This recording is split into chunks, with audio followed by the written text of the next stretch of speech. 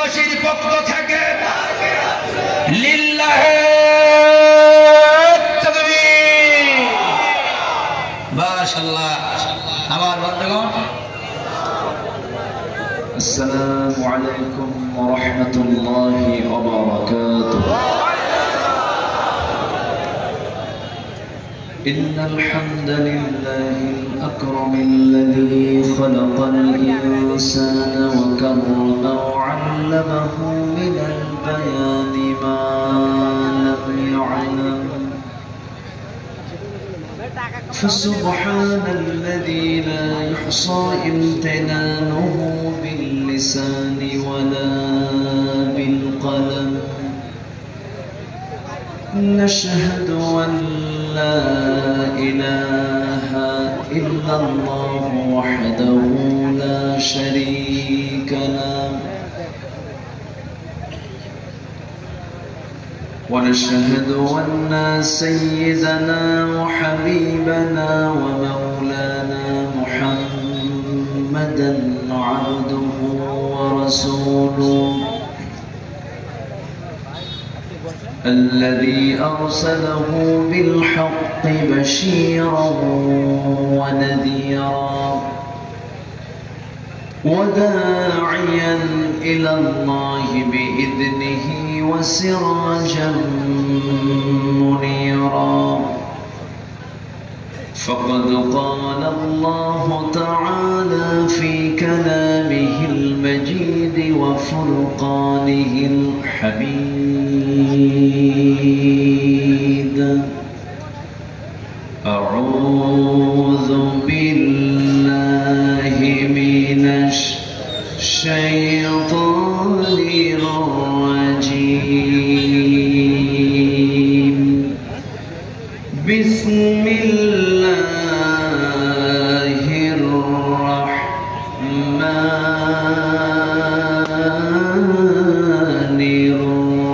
الرحيم.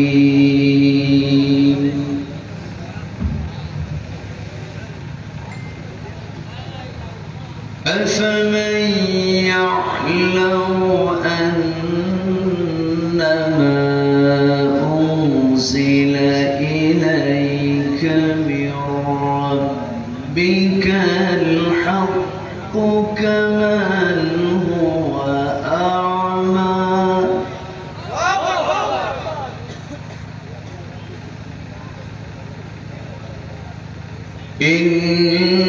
إنما يتذكر أولو الألباب.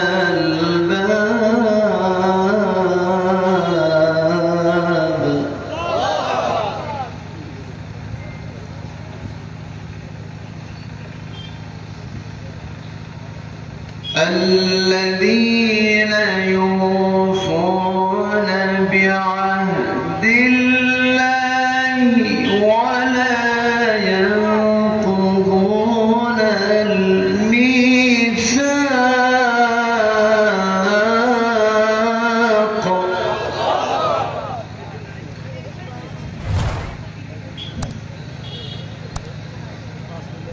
والذين يصلون ما أمر الله به أن يوصل.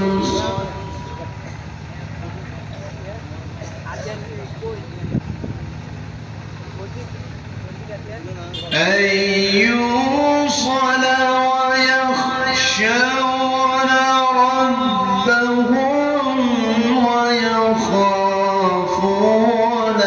سوء الحساب.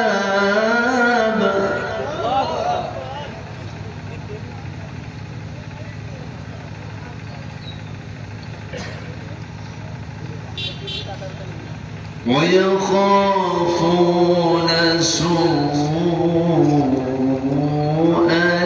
الحساب.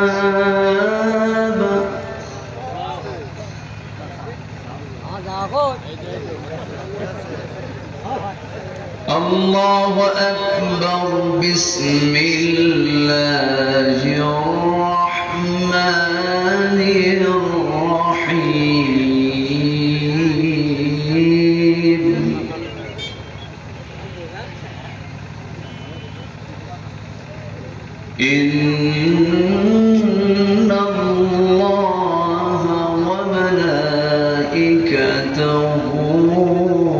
يصلون على النبي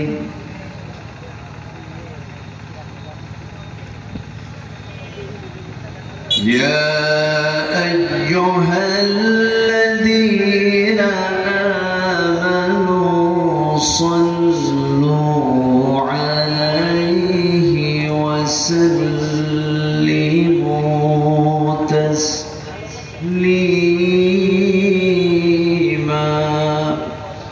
اللهم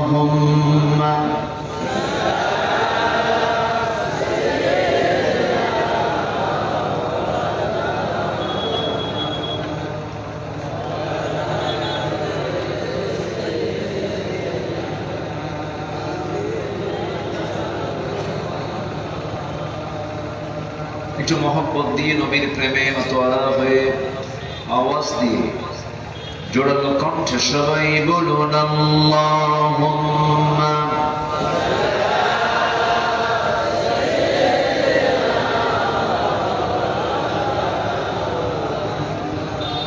وعلى آل سيدنا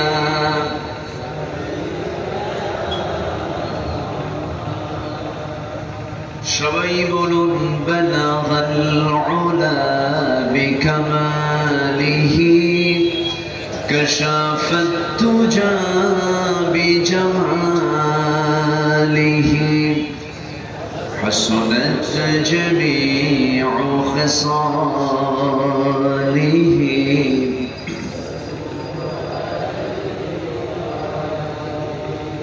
সূরাতে ইউসুফ বিদারি হিকমতে লুকমান মা قارئ قرآن باری یہ دل سادمان ما بلغ العلا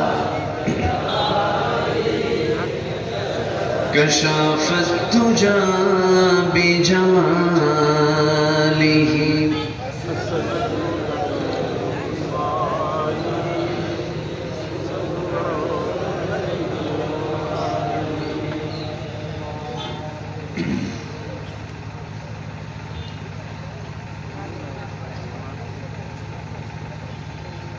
প্রাকৃতিক সৌন্দর্যের অপরূপ লীলাভূমি সবুজ বেষ্টিত অঞ্চল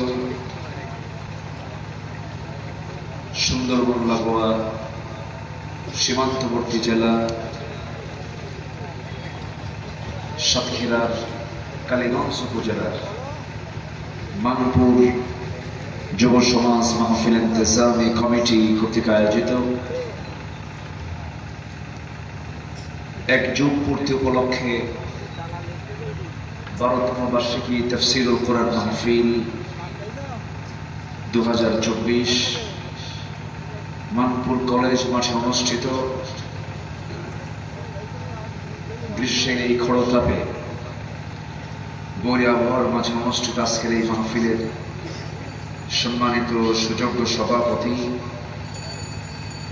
জনাব আব্দুল আলিম, আজকের প্রোগ্রামের বরেণ্য প্রধান অতিথি মাননীয় উপজেলা চেয়ারম্যান মহোদয়, সম্মানিত অতিথিবৃন্দ, বিশেষ করে আমার পূর্বে কথা বলেছেন নন্দিত আলেমে দ্বীন মাওলানা আসাদুজ্জামান আসাদ, উপস্থিত আজকের মাহফিলের প্রধান আকর্ষণ, যাদেরকে নিয়ে আজকের এই সাজানো গোছানো একটি সুন্দর পরিচ্ছন্ন বর্ণাঢ্য আয়োজন। সামনে উপস্থিত দূরে কাছে বিভিন্ন স্থান থেকে ছুটে আসা তাওহীদের পতাকাবাহী, কালেমার ঝান্ডাবাহী, দ্বীন ইসলামের নর শারদুল বীর মুজাহিদ, প্রাণ প্রিয় সম্মানিত দ্বীনি ভাইরা, আড়ালে বসে আছেন শ্রদ্ধেয়া সম্মানিতা মা বোনেরা। আলোচনা প্রথমেই আনুষ্ঠানিকতার মধ্য দিয়ে আমার পক্ষ থেকে আবারও দিল খোলা সালাম, আসসালামু আলাইকুম ওয়া রাহমাতুল্লাহি ওয়া বারাকাতুহু। সবাই কেমন আছেন? আমাকে প্রশ্ন করলেন, আল্লাহ তাআলা আমাকে আপনার মতোই আপনার কাতারেই রেখেছেন। বলছি আলহামদুলিল্লাহ। এই জ্যৈষ্ঠ মাসের প্রচন্ড খরতাপ, আজকের দিনে সূর্যের প্রচন্ড তাপমাত্রা ছিল এবং মানুষের গায়ের যে একটা তাপ আছে, আমরা সব জড়ো হয়ে বসে আছি। আমি ফিল করছি আপনার বসে থাকতে কষ্ট হচ্ছে, কিন্তু এই কষ্ট কোরআনের জন্য। কিসের জন্য বলেন? কোরআনের জন্য, যিনি আমাকে আপনাকে এমন সুন্দর আয়োজনে আসার বসার তৌফিক দিলেন। শুকর আদায় করি, মুহাব্বাতান বলে উঠছি আলহামদুলিল্লাহ। একটু আওয়াজ দিয়ে বলি আল্লাহুম্মা আইননি আলা যিকরিকা ওয়া শুকরিকা ওয়া হুসনি ইবাদাতিকা। সবাই বলি রব্বানা লাকাল হামদ হামদান কাসীরান তাইয়্যিবান মুবারাকান ফীহি। সবাই বলি আল্লাহু আকবার كبيرا والحمد لله كثيرا سبحان الله بكرة وأصيلا। আমরা আল্লাহ তাআলা শুকর আদায় করে নিলাম। সম্মানিত হাজিরিন, আমি আমার অভ্যাস অনুযায়ী একটা সূরা মাঝামাঝি জায়গা থেকে কয়েকটা আয়াতে কারীমা আমি তেলাওয়াত করেছি। আয়াতগুলোকে সামনে রেখে আমি কিছু কথা বলতে চাচ্ছি। ওয়া মা তাওফীকি ইল্লা বিল্লাহ আলাইহি তাওয়াক্কালতু ওয়া ইলাইহি উনীব। যেটাই করতে যায় ভরসা কার লাগবে? ভরসা করতে হবে কার? আমার প্রাণটা কার হাতে? আমাকে চালান কে? আমাকে খাওয়ান কে? আমাকে দেখেন কে? আমাকে শোনেন কে? আমাকে বোঝেন কে?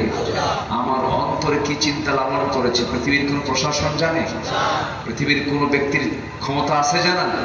কিন্তু যিনি অন্তরের ভিতরে কি আছে এটাও যিনি সর্বজান্তা, তিনি আমার কে? আল্লাহ। সেই মহান রব্বুল আলামিনের পক্ষ থেকে নাযিল হওয়া আল্লাহর কালামে কোরআন।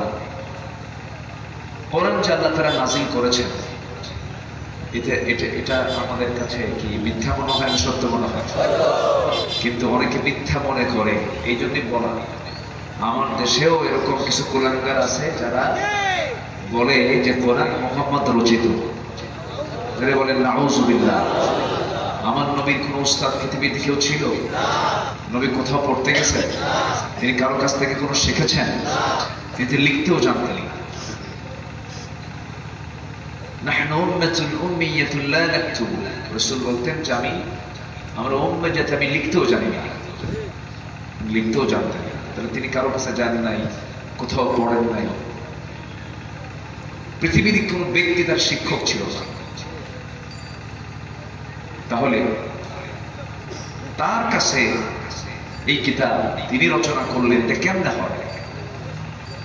অথচ যে কিতাবের ভিতরে এমন কিছু তথ্য আছে যা পৃথিবীর কোন তথ্যের কিতাবে নাই। যেরকম লোহা, এই যে লোহা, এই লোহাটা কার দেওয়া? আসতে বলবেন না, কার দেওয়া? লোহা ছাড়া পৃথিবী সচল না অচল? বলেন, পৃথিবী সচল না অচল? আপনি একটা কাপড় সেলাই করবেন, সুই দরকার। সুই থেকে শুরু করে টাইটানিক পর্যন্ত, সুই থেকে শুরু করে টাইটানিক পর্যন্ত সব জায়গায় কিসের দরকার?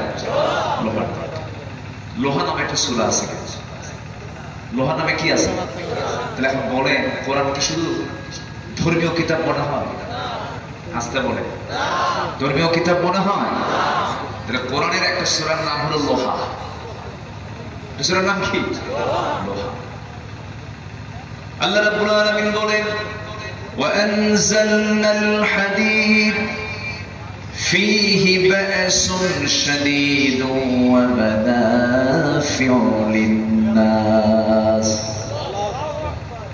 আমি লোহাকে নাজিল করেছি যার মধ্যে রেখেছি প্রচন্ড শক্তি মানুষের জন্য উপকার লোহা কি করেছেন নাজিল করেছেন তাহলে নাজিল হওয়া মানে কি উপর থেকে যদি পড়ে আমাকে বাঁচার কথা এটা কেমন নাজিল হওয়া প্রশ্ন আসে কি কোরআন যে আল্লাহর কিতাব জাস্ট একটা এক্সাম্পল দিয়ে মূল আলোচনার দিকে যাচ্ছে প্রসঙ্গ আসলে তো লোহা দেখে এটা মনে হয়েছে কি লোহা এক মনে হয়েছে এই লোহা নামে আল্লাহ তাআলা একটা সূরা নাযিল করেছেন পৃথিবীর কোন মানুষের পক্ষে লোহা বানানো সম্ভব নয় লোহা বানাতে গেলে 46 লাখ ডিগ্রি সেলসিয়াস তাপমাত্রায় লোহা বানাতে হবে 46 লক্ষ ডিগ্রি সেলসিয়াস তাপমাত্রায় লোহা বানাতে সক্ষম এটা কি আমার আপনার দ্বারা কি সম্ভব সম্ভব এই পৃথিবীতে যত লোহা দেখি আমরা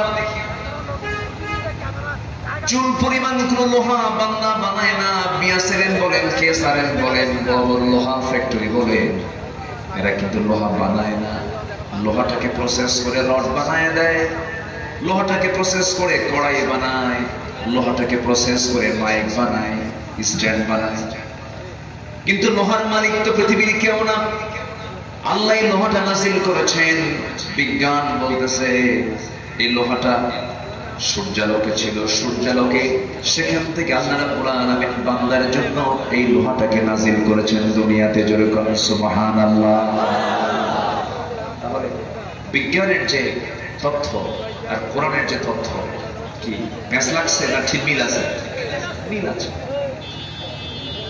আমার বন্ধুগণ আমার নবীজি যদি বিজ্ঞানের ছাত্র হতেন তাহলে এই কথাগুলো বলা যেত যে রাসূল কোরআনটা রাসূল কোরআনটা রচনা করেছেন না আল্লাহ রাব্বুল আলামিন কোরআনটা নিজে নাযিল করে বলেছেন বান্দারে তোমার জীবনের জন্য যা কিছু প্রয়োজন সব আমি এর মধ্যে মিটিয়ে দিয়েছি মা ফাররাতনা ফিল কিতাবি মিন শাইইন ওয়ালা আসগরা ওয়ালা আকবার আল্লাহ রাব্বুল আলামিন এমন কোন ছোট বিষয় নাই এমন কোন বড় বিষয় নাই যা আল্লাহ রাব্বুল আলামিনের মধ্যে বাদ দিয়ে দিয়েছেন তিবিয়ানাল লিকুল্লি শাইইন সব কিছু বলে দিয়েছেন কিন্তু দুঃখজনক হলো সত্য অনেক মুসলমান আমার দেশে আছে এই কোরআন থেকে নামাজে মানতে চায় কিন্তু তারা সমাজে মানতে চায় না এখানেই কথা হজের মাস ভাইরে ক্যামেরার উপরে তো রাগ করলে তো সমস্যা আপনি তো হাজার হাজার শুনছেন হয়তো লাখ মানুষ শুনলেন কিন্তু ক্যামেরা শোনায় দেবে হলো কোটি কোটি মানুষকে সবই তো ঠিক আবার লাগেন কেন লাগলে তো পাবেন না অনেকটা রেকর্ড করবে একটা রেকর্ড করতে দেন না একটু মানে দিলের চোখটা খুলে একটু শোনেন চোখে হয়তো একটু কম পড়তেছে এইটুকুই তো এইটুকু অংশই তো এই যে হাজার হাজার মানুষ সামনে বসে আছে আপনার আওয়াজে একটু হলে তো বিঘ্নিত হচ্ছে ক্যামেরার কাজ হলে রেকর্ড করা ওটা তো আর মানে বোঝে না যে কখন বন্ধ করতে হবে কখন ওপেন করতে হবে এটার অপারেটর হলো মানুষ এটাকে সুইচ অন করতে হয় অফ করতে হয় রেকর্ড করতে হয় তো এই আলোচনাগুলো কোটি কোটি মানুষের কাছে যাক আপনারা চান না দরকার আছে না নাই ধমক দেন কেন ধৈর্য ধরে চুপচাপ থাকে সেই তো আচ্ছা যাই হোক একটু ধৈর্য ধরি আমরা একটু ধৈর্য ধরি ধৈর্যটা হলো বিশাল বড় যোগ্যতা আল্লাহ তাআলা সবাইকে ধৈর্য ধরার তৌফিক দান করুন জোরে বলি আল্লাহুম্মা আমিন এই যে আপনারা আসছেন বলেন মাহফিল কমিটিকে আপনি কোনো খাবার খাওয়াবে তারা খাবার খাওয়াবে না নিজস্ব টাকা খরচ করে সময় বের করে এই যে আসছেন বিশাল জিহাদ কিন্তু এটা এবং বিশাল ধৈর্যের পরিচয় দিচ্ছেন প্রচন্ড গরম কিন্তু প্রচন্ড গরম মানে মানুষের গায়ে তাপ ছড়তেছে এরপরও বসে আছেন আমি আশা করি সবাই শেষ পর্যন্ত একটা কাঙ্ক্ষিত দোয়া পর্যন্ত আমরা সবাই থাকবো একটা আওয়াজ দিয়ে বলেন একটা আওয়াজ দিয়ে বলেন যখন কিয়ামত শুরু হবে 50,000 সানা, 50,000 বছর চলে যাবে, বিচার শুরু হবে। কত হাজার বছর বলবো? 50,000 বছর। তাহলে আমরা একটু প্র্যাকটিস করি, 50,000 বছর তো সামনে আসতেছে, তার আগে আমরা একটু বসে একটু ধৈর্য ধরার একটা সবকটা আমরা নেই, আমরা থাকবো, বসবো, জোরে বলি ইনশাআল্লাহ। সেদিন মানুষ ঘামের সাগরে হাবুডুবু খাবে, মানে এতটাই ঘাম ঝরবে মানুষের, ঘামের সাগরে মানুষ হাবুডুবু খাবে। সে কঠিন একটি কণ্ঠকে কীর্ণ ময়দান, হাসো সবার সামনে, আছে না নাই? সম্মানিত ভাই, একটু বসো, আমি ধীরে ধীরে, আপনারা যদি ধৈর্য ধরেন আমি কথা বলতে পারবো। আর আপনি যদি নড়াচড়া করেন, কোরআন কি তাড়াহুড়ো করে বোঝার কিতাব না আস্তে আস্তে বোঝার কিতাব? আস্তে আস্তে, কোনো নড়াচড়া হবে না। আমরা আদর্শতার বৈশিষ্ট্য হলো শুরুতে আসবে, বসবে, শেষ পর্যন্ত এটা সমাপ্তি টেনে এরপর মাহফিল থেকে যাবে। এটা হচ্ছে আদর্শতার বৈশিষ্ট্য। জুমার দিনে যদি সবার আগে কোনো মুসল্লি মসজিদে যায়, যে মুসল্লি সবার আগে যায়, আল্লাহর কাছে সে হচ্ছে ফার্স্ট ক্লাস মুসল্লি। আল্লাহ বলেন ওই বান্দার জন্য আমি একটা উট কোরবানির সওয়াব দিয়ে দিই। তাহলে শ্রোতার মধ্যেও কিছু মান আছে না নাই? আমরা হব লাস্ট মানের না ফার্স্ট মানের? ফার্স্ট মানের শ্রোতা হবো আমরা, জোরে বলি ইনশাআল্লাহ। এই মাসের নামটা কি বলেন তো? বলে যান। চাঁদ কোন দিন উঠছে? কালকে খবর টবর রাখতে হয়েছে। আমাদের ইবাদতের সম্পর্ক হলো চাঁদের সাথে, ঠিক কিনা বলেন? আমাদের ইবাদতের সম্পর্ক কিসের সাথে? চাঁদের সাথে। চাঁদ হলো রাতের ঘড়ি আর সূর্য হলো দিনের ঘড়ি। লিতাহতাদু, এই ঘড়ি দেখেই তোমরা চলো গোটা পৃথিবী জুড়ে, জোরে কাট সুবহানাল্লাহ। সম্মানিত ভাই, আল্লাহর ঘড়িটা ছোট না বড়? আল্লাহর ঘড়িটা অনেক বড়। তো জিলহজ মাস পড়েছে, হাজিরা গোটা পৃথিবী থেকে 2 কোটি, কি বলে 200 কোটি মুসলমানের ভেতর থেকে বাছাই করে কিছু মুসলমানকে আল্লাহ তাআলা তার কাবা ঘরের মেহমান বানিয়ে নিয়েছে। বলেন আলহামদুলিল্লাহ। মেহমান বানানোর জন্য আল্লাহ তাআলা সেখানে কিছু খাবার পানিও রেখে দিয়েছে। জমজম রাখছেন। কি রাখছেন? কেউ যদি কারো বাড়িতে দেয়, তুমি কি আগায় দেয়? পানি আগায় দেয়। ওয়াশরুম দেখায় দেয়, যে ওয়াশরুম, পানি খান, সুন্দর করে দেয়। আল্লাহ বলতেছেন, বাবা বান্দা গোটা পৃথিবীতে এত দূর থেকে কষ্ট করে আসবি, আগে জমজম খা। সুবহানাল্লাহ বলবেন? জোরে বলেন সুবহানাল্লাহ। সবাইকে জমজম খাবেন না? কোন জায়গায় খাবেন? কোন জায়গায় গিয়ে? কূপের জায়গায়। আমরা দোয়া করি আল্লাহ তাআলা প্রত্যেককে জীবনে একটাবার কূপের জায়গায় গিয়ে কূপের পানি খাওয়ার তৌফিক দান করুন। জোরে বলি আমিন। অত মনে মনে চিন্তা করছেন, হুজুর আপনি তো বলতেছেন তৌফিক দান করুন, আমার তো দিনই চলে না, টাকা পাবো কোথায়? যাওয়ার জন্য অর্থ লাগে না, নিয়ত লাগে। আলহামদুলিল্লাহ বলুন। কি লাগে? নিয়ত লাগে। চাচা তো আমার কমন লোক, একদম কমন। ছাতাও নিয়ে আসছেন এখন? এখন ছাতা দিয়ে কি করছেন? আচ্ছা, আমার দিকে থাকে।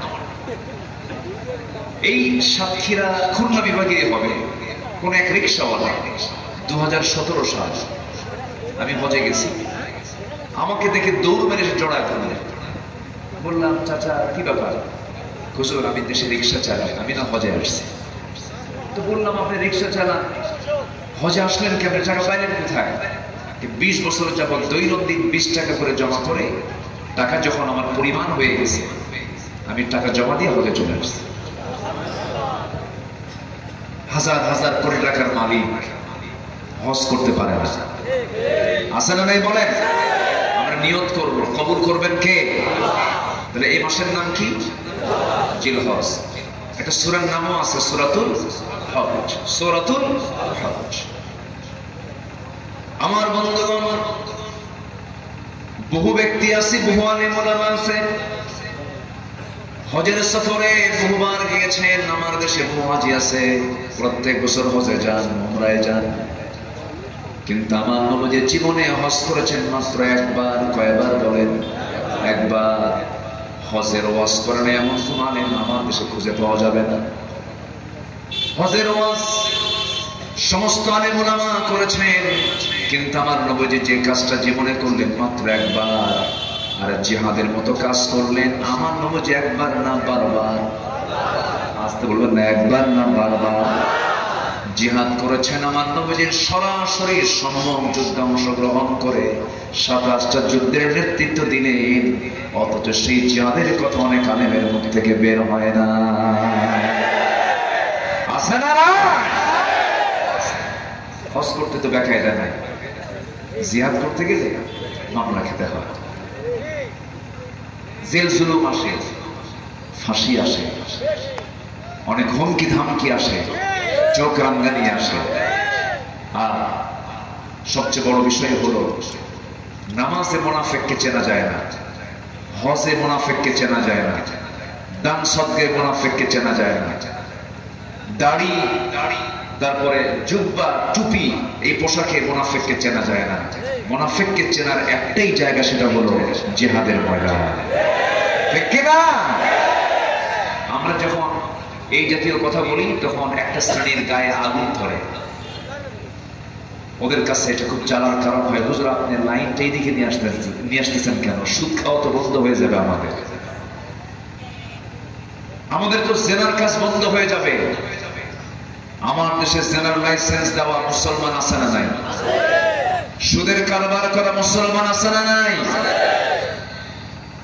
সুদকে বলে ইন্টারেস্ট, ঘুষকে বলে হলো বকশিস, আর যৌতুককে বলে হলো উপঢৌক। দেখছেন ভাষাগুলো কত আপডেট হয়ে গেছে।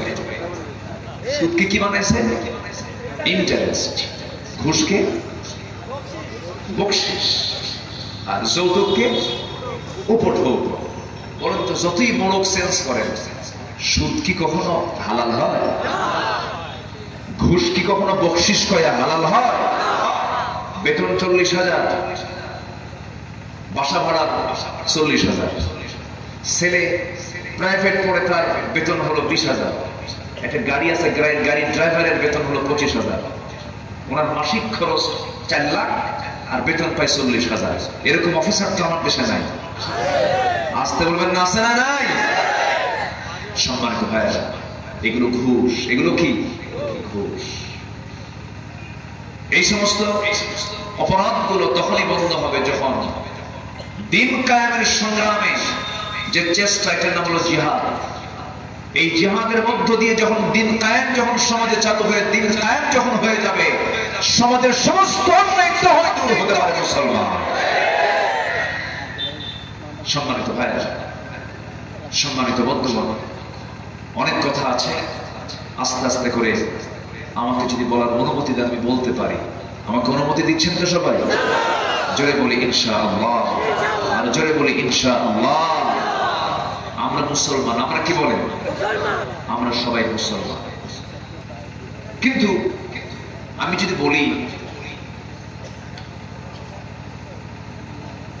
60টা ভেড়া আর 2টা ছাগল, কটা ছাগল?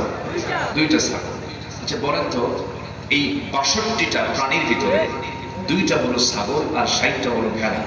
বলেন তো, এটা কি ভেড়ার দল হবেন না ছাগলের দল হবে? ভালো করে কম, ছাগলের দল না ভেড়ার দল? হ্যাঁ, কেন? সংখ্যা গরিষ্ঠ হলো কি ভেড়া। দুটো কিন্তু কাউন্ট না। আল্লাহ তাআলা কত বিধান দিয়েছেন, কত হুকুম দিয়েছেন। বান্দা নামাজ পড়ে, একটু রোজা রাখে, একটু দান সদকা করে, মসজিদ মাদ্রাসা বানায়, ভাবে যে আমি তো বহুত কাজ করে ফেলবো। আপনার জীবনের ব্যক্তিগত জীবন থেকে শুরু করে নিয়ে রাষ্ট্র জীবন পর্যন্ত কত হুকুম আল্লাহর আছে। আপনি সবগুলোকে বাদ দিয়ে 2-4টা মানবেন, আপনি মানুষ না, আপনি ছাগলের দল না, আপনি ভেড়ার দল। ঠিক কিনা? আমাদের চেষ্টা করতে হবে সকল হুকুম মেনে চলবো আমরা। কার? আসতে বলবেন না, কার? আল্লাহ। একটু কান লাগাবেন। এই দুনিয়াতে আমরা আল্লাহর দাসত্ব মেনে নেওয়ার জন্য এসেছি। আল্লাহ রাব্বুল আলামিন বলেছেন, অতএব তোমরা বোকা হয়ো না, তোমরা একটু জ্ঞানী হও, বিবেকবান হও। বিবেকহীন বান্দা কখনো জান্নাত পাবে না। আমরা বিবেকবান হব, বিবেকবানের আরবি হলো উলুল আলবাব। উলুল আলবাব।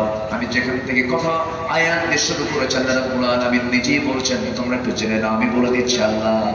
আল্লাহ নিজেই বলছেন, আবু বান্দারা আমি তোমাদেরকে পরামর্শ জানিয়ে দিচ্ছি, আমি তোমাদেরকে বুঝাইয়া দিচ্ছি বিবেকবান কারা, যাদের মধ্যে মোটামুটি 9টা গুণ যাদের মধ্যে থাকবে, 9টা দিক যাদের মধ্যে থাকবে, তারাই হলো উলুল আলবাব, বিবেকবান।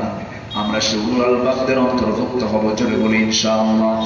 আল্লাহ রাব্বুল আলামিন সুন্দর করে বলছেন, أفمن يعلم أنما أنزل إليك من ربك الحق كمن هو أعمى إنما يتذكر إلا أولو الألباب الذين يوفون بعهد الله ولا ينقضون الميثاق جرب الله أكبر উলুল আলবাব কারা? বিবেকবান কারা? যার মধ্যে বিবেক আছে সেই বান্দাটি ইমানদার হতে পারে, যার মধ্যে বিবেকটা নাই সে বান্দা কেমন করে ইমানদার হবে? বিবেকবান তাকে বলে যে বান্দা ভালোকে ভালো বলার যোগ্যতা রাখে, মন্দকে মন্দ বলার যোগ্যতা রাখে, সেটাই হলো বিবেকবান। ধরেন আপনার সামনে খাবার আছে, একটা পচা খাবার, আরেকটা হলো টাটকা খাবার, আপনি কোন খাবারটা নেবেন, পচা না টাটকা? টাটকা খাবারটা নেব আমি। এই যে ভালো মন্দের বুঝটা খাদ্যের মধ্যে আমরা বুঝে নিলাম, কিন্তু সমাজে যখন আমি চলতে যাব সেই সময় কিছু কাজ আছে ন্যায়ের কাজ, কিছু আছে অন্যায়ের কাজ। আমরা বেছে নেব ন্যায়ের কাজ না অন্যায়ের কাজ? বলেন ন্যায়ের কাজ না অন্যায়ের কাজ? কিন্তু আজকে সমাজে ন্যায়ের কাজের পরিমাণ বেশি না অন্যায় কাজের পরিমাণটা বেশি? অন্যায় কাজের পরিমাণটা বেশি। বিবেকবান মানুষ কখনো অন্যায় কাজটা করতে পারে না, অন্যায় কাজের সমর্থন দিতে পারে না। আমার বন্ধুগণ, আল্লাহ রাব্বুল আলামিন বান্দাকে লক্ষ্য করে বলছেন, বিবেকবান বান্দাদের মধ্যে 9টা গুণ পাওয়া যাবে, 9টা দিক পাওয়া যাবে। 1 নম্বর হলো আল্লাযীনা ইউফুনা বিআহদিল্লাহি ওয়া লা ইয়ানকুদুনাল মিসাক। জোরে বলুন আল্লাহু আকবার। আল্লাহ রাব্বুল আলামিন বলেন 1 নম্বর গুণগত দিক হলো যারা আল্লাহর সাথে ওয়াদাকৃত অঙ্গীকারকে যারা ভঙ্গ করবে না, যারা টিকে রাখবে। আল্লাহর সঙ্গে আমরা কি ওয়াদা করেছিলাম? আমরা ওয়াদা করেছিলাম, সেই ওয়াদাটা আমাদের সবার মনে নাই, কিন্তু আমরা যে আল্লাহর সঙ্গে ওয়াদা করেছি এটা শতভাগ সত্য। কোরআন বলে দিচ্ছে, আমরা যখন রূহের জগতে ছিলাম, রূহের জগতে আমাকে প্রশ্ন করা হয়েছিল, আলাস্তু বিরাব্বিকুম ক্বালু বালা, আমি কি তোমার রব নই? সেই সময় আমরা বলেছি হ্যাঁ না না। কি বলেছি? হ্যাঁ বলেছি। আমি কি তোমার রব নই? আলাস্তু বিরাব্বিকুম, আমি কি তোমার রব নই? তখন আমরা কি বলেছি? না বলেছি না হ্যাঁ বলেছি? হ্যাঁ বলেছি। এটা কি মনে আছে? অনেকে কয়ে মনে আছে, মনে আছে?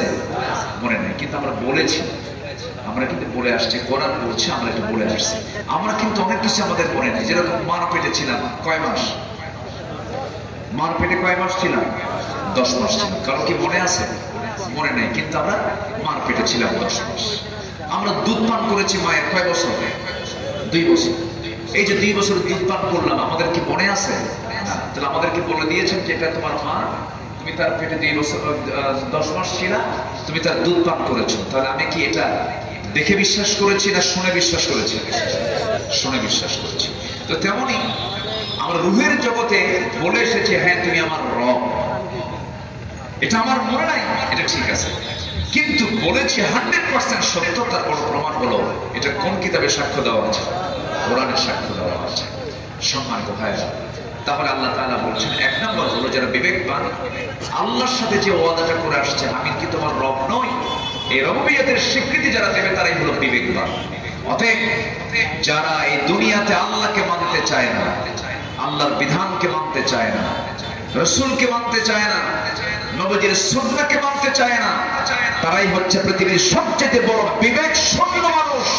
ওদের দ্বারাই রাতকে দিন করা সম্ভব, দিনকে রাত করা সম্ভব, দিনের ভোট রাতে দেওয়া সম্ভব। ঠিক কিনা?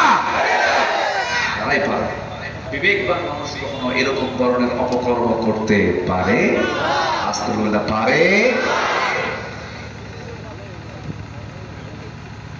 কষ্ট পাচ্ছেন নাকি?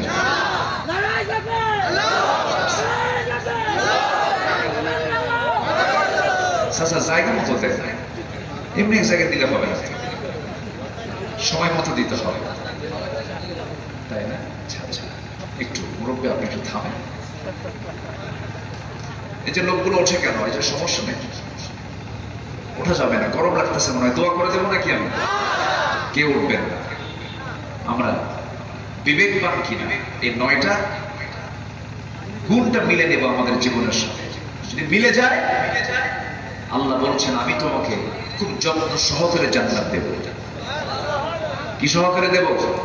যত্ন সহকারে আমি তোমাকে জান্নাত দেব। যেরকম সুবহানাল্লাহ, আল্লাহ আমাকে এমন জান্নাত দিবেন, এবং ওই বান্দা, যে বান্দা এই আমলগুলো করবে, এই দিকগুলো যার মধ্যে থাকবে, সেটা আব্বা আম্মাকে সহ জান্নাতে নিয়ে চলে যাবে।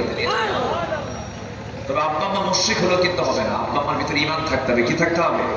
ঈমান থাকতে হবে। আমার বন্ধুগণ, বিবেকবান কারা আর বিবেকহীন কারা?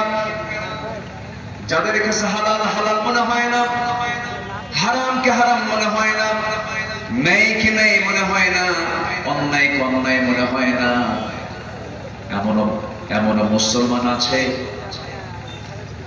আমি নিজের চোখে দেখেছি, রাস্তা ধানের আইল দিয়ে যাচ্ছিল, জমিতে ধান লাগানো, সেই ধানের 2-3টা ধান পায়ের সাথে লেগে এসেছে, জুতার সাথে লেগে গেছে। এই 2-3টা ধান নিয়ে বড় পেরেশান। এই 2-3টা ধান আমার পায়ের সঙ্গে চলে আসলো, কোন জমির ধান আমি নিয়ে আসলাম, কিয়ামতের দিন আমি কি জবাবটা দেব? এটাই হলো উলুল আলবাব, বিবেকবান মানুষের চিন্তা। আর কিছু কিছু বিবেকহীন মানুষ আছে, চুরি করতে করতে সাগর চুরি করে ফেলে, এরপরে বলে আমার কিছুই হয় নাই। আছে না নাই? বলে আছে না নাই? উলুল আলবাব কারা? সাইয়েদনা ওমর ফারুক রাদিয়াল্লাহু তাআলা আনহু, অর্ধ দুনিয়ার শাসনকর্তা, নিজের বাড়ির পানির প্রয়োজন, কূপ থেকে পানি তুলতে গেছেন, কূপের ভিতর থেকে পানি তুলে কলসি ভর্তি করে খলিফা ওমর ফারুক রাদিয়াল্লাহু তাআলা মাথায় করে নিয়ে আসতেছেন।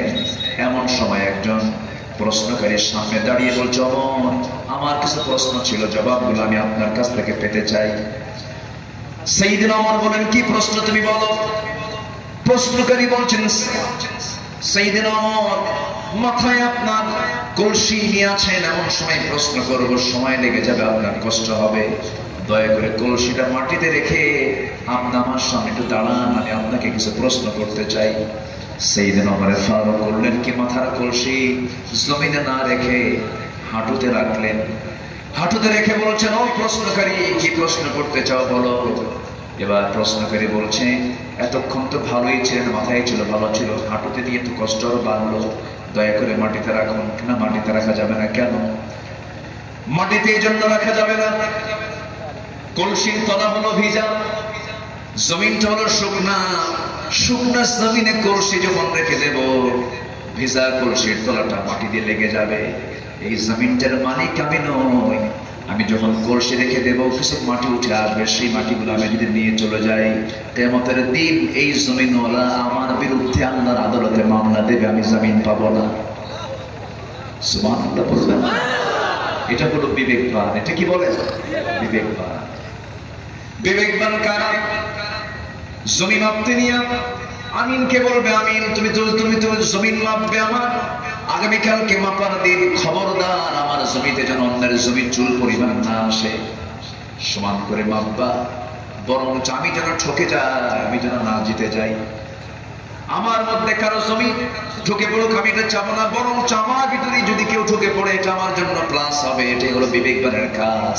কিন্তু আমার দেশে বহু হাসি আছে, আমিনকে ফোন দিয়ে আগের দিন বলে, শোনো এমন মাপবা যেন 300 টাকা মান বেশি থাকে। এরকম হাজির তো এই এলাকায় নাই, বলে আছে না নাই? কথাগুলো কি বলবো? রাগ করতেছেন না? আমার বন্ধুগণ, বিবেকবান কারা? উলুল আলবাব কারা? আল্লাহ তাআলা আমাকে সম্পদ দান করেছেন, আপনাকে সম্পদ দান করেছেন, সবাইকে আল্লাহ তাআলা সম্পদ দেন না। কাউকে সম্পদ দিয়া পরীক্ষা করেন, কাউকে সম্পদ না দিয়ে পরীক্ষা করেন। আপনার প্রতিবেশীটা গরিব, আপনার বাড়িটা হলো রাস্তার সাথে, আপনার রাস্তা আছে, ওই গরিব প্রতিবেশীর রাস্তা নাই। এখন ওই গরিব প্রতিবেশী যাবে কেমনে? আপনার জায়গার উপর দিয়ে হেঁটে হেঁটে চলে যায়, চিকন একটা রাস্তা আপনি দিয়েছেন, সেই রাস্তা দিয়ে সে চলে গেল। হঠাৎ করে একদিন গন্ডগোল হলো, ভুল বোঝাবুঝি হলো, মারামারি ঝগড়া ফাসাদ হলো, সঙ্গে সঙ্গে একটা খোঁটা নিয়ে এসে আপনি জমিনে গেড়ে দিয়ে বললেন রাস্তা বন্ধ। এটা কি বিবেকবানের কাজ না বিবেকহীনের কাজ? বলেন বলেন বলেন। বিবেকহীনের কাজ। কারণ জমিতে আপনি খোঁটা গাড়লেন, জমিনটা কার? জমিনটা কার? আর যে বান্দাকে হাঁটতে বাধা দিলেন সেই বান্দাটাও কার? আল্লাহর বান্দা। আল্লাহর বান্দাকে আটকা দিলেন, আল্লাহর জমিনে আপনি খোঁটা গাড়লেন। বিবেকবান মানুষের কাজ এগুলো নয়। আল্লাহ বলছেন বান্দারে বিবেকবান হও। তোমার বিবেক যদি তুমি নিরপেক্ষ রাখতে পারো, আমি আল্লাহ তোমাকে নিজ হাতে জান্নাতটা বুঝাইয়া দেব। আমার বন্ধুগণ, বিবেকবান মানুষ কারা? আরো কিছু ইতিহাস আমি বলতে চাচ্ছি। আমরা আজকে যে সমাজে বসবাস করছি, হয়তো মনে করতেছি আমরা ইসলামী সমাজে আছি, কিন্তু সম্পূর্ণ ভুল ধারণা। কে বলেছে ইসলামী সমাজে আমরা অবস্থান করছি? কে বলেছে? আজকের সমাজে ভালো কাজ করাটা সহজ না মন্দ কাজ করাটা সহজ? মন্দ কাজ করা সহজ, ভালো কাজ করা কঠিন। বোরকা পরবেন, বহু চেকআপ হয়, বহু চেকিং হয়, বহু সন্দেহ করা হয়। মাথায় টুপি পরবেন, মুখে দাড়ি লাগাবেন, মুখে দাড়িটা রাখবেন। আপনি বিশ্বের যে কোনো দেশে যেতে হলে আপনার সবচেয়ে বড় বাধা এখন দাড়ি আর টুপি। জঙ্গিবাদের পোশাক, এটাকে জঙ্গি জঙ্গি মনে করা হয়, এটাকে প্রমাণ করার জন্য চেষ্টা করা হয়। ভালো থাকাটা বড় কষ্ট, কঠিন কাজ। গোটা পৃথিবীর ভিতরে দ্বিতীয় বৃহত্তম মুসলিম জনপদ হল বাংলাদেশ। সেই দেশে আপনি চলতে যাবেন, সেই দেশেও চলতে গিয়ে আপনি ইসলামকে মেনে চলবেন, এমন পরিবেশ কিন্তু আমাদের সমাজে আর নাই। খুব কঠিন হয়ে দাঁড়িয়েছে, খুব কঠিন হয়ে দাঁড়িয়েছে, খুব কঠিন হয়ে দাঁড়িয়েছে। আমার বন্ধুগণ, ইসলামী সমাজের বৈশিষ্ট্য তেমন হওয়ার কথা ছিল না। আগের যুগে, জাহিলি যুগে আমার নবীর জন্ম যে সময় হয়েছিল, সেই নবীর জন্ম হয়েছিল এমন একটা সময়ে, যে সময়টা ছিল হলো জোর যার মুল্লুকদার। একটা ভাঙ্গা পাতিলকে কেন্দ্র করে, মাটির ভাঙ্গা পাতিলকে কেন্দ্র করে যে আরবরা যুগের পরে যুগ যুদ্ধ লেগে রাখতো, সেই জাতি, সে অসভ্য সমাজে জন্ম নিয়েছেন মুহাম্মদ সাল্লাল্লাহু আলাইহি ওয়াসাল্লাম। ওটা একটা বর্বর সমাজ ছিল, অনিসলামী সমাজ ছিল। ওই সমাজে যত আকাম কুকামের ইতিহাস আমরা পড়েছি, আমি একটু গবেষণা করে দেখলাম আজকের সমাজে যে সমস্ত অপকর্মগুলো হচ্ছে তেমন তফাৎ নাই। কেমন করে তফাৎ নাই? ওই জাহিলি যুগে সুদের কারবার ছিল, বুঝে আমার দেশে কোনো সুদের কারবার নাই। আসতে বলে, আসতে বলে। ওই সমাজে চুরি ছিল, আমাদের সমাজে মনে হয় চুরি নাই। ওই সমাজে খুন ছিল, এই সমাজে বুঝি খুন নাই। কিন্তু আমি তো মনে করি ওই জাহিলি যুগের দ্য এজ অফ ইগনোরেন্স, বর্বরতার যুগে ওই জাহিলি সমাজে যে অপকর্মগুলো হতো, সে অপকর্মকে আজকে হার মানিয়ে দিয়েছে আজকের অপকর্মগুলো। আমার ইতিহাসে এমন পাই নাই একটা মানুষকে মেরে ফেলে লাশ টুকরো টুকরো করে মশলা দিয়া একটা নদীতে, আরেকটা খালে, আরেকটা ডালে সব বিচ্ছিন্ন করে রাখছে, এমন কোন ইতিহাস আমরা জাহিলি সমাজে পাই না। কি কথা কি বুঝতেছেন আপনারা? কথা কি বুঝতেছেন? তাহলে আমরা জাহিলি যুগের কোনো এরকম মার্ডার কেস দেখি নাই, এরকম কোনো রিপোর্ট পাই নাই যে জাহিলি যুগে কাউকে হত্যা করে টুকরো টুকরো করে, এটাকে কিমা বানায়া, মশলা দিয়ে মাখায়া টুকরো টুকরো করে নদীতে, হালে, জালে, তারপরে বাথরুমে, ম্যানহোলে, বিভিন্ন জায়গায় ফেলে দিয়েছে। এমন কোন ইতিহাসকে আমরা জাহিলি যুগের ইতিহাসে পেয়েছি? তাহলে আচ্ছা, এরকম কি ইতিহাস পাইছি আমরা কখনো? যারা আগের ইতিহাস যারা পড়েছেন, এখানে ইতিহাসের বহু ছাত্র থাকতে পারে, এরকম ইতিহাস কিন্তু আমরা পাইনি যে জাহেলি যুগে একটা মানুষকে মেরে টুকরো টুকরো করা, তারপরে মরা লাশ কবর থেকে তুলে তাকে ধর্ষণ করা, 3 বছরের শিশুকে ধর্ষণ করা, এমন কোন ইতিহাস আমরা জাহেলি যুগে পাই।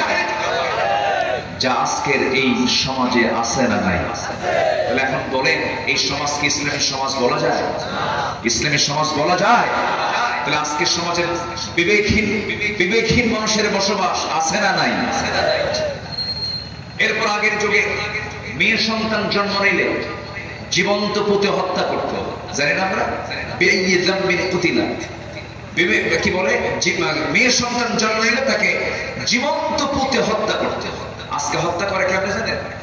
আগে পেটে বাচ্চা আসে, পেটে বাচ্চা আসার পর সেই বাচ্চার মা তার হাজবেন্ডের সঙ্গে পরামর্শ করে, স্বামী স্ত্রী পরামর্শ করে, চলো আমরা একটু ক্লিনিকে চলে যাই, টেস্ট করতে হবে, মানে মেল না ফিমেল, ছেলে না মেয়ে, এটাকে চেক আপ করার জন্য ডায়াগনস্টিক সেন্টারে চলে যায়।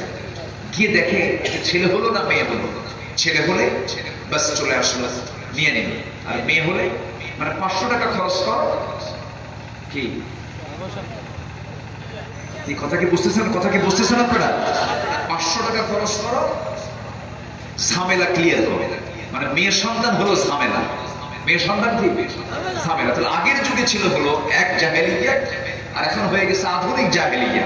ওটা ছিল পুরাতন, আর এটা হয়ে গেছে আপডেট। এখন কি হয়ে গেছে? আপডেট জাহেলিয়া। সম্মানিত ভাইরা, ডিজিটাল জাহেলিয়া, তাই তো? শুধু আমি ওয়াজ করি, দেখলেন আমার ওয়াজ শিখে গেছে। ডিজিটাল জাহেলিয়া। আমার বন্ধুগণ,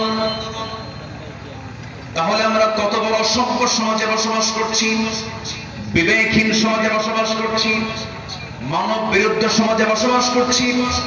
মানুষকে মেরে টুকরো টুকরো করে লাশকে ছিন্ন বিচ্ছিন্ন করে দিচ্ছি। তবে হ্যাঁ আমার বন্ধুগণ, একজন বড় আলেমের বিদায় হলো, জানাজা দিতে বাধা দাও।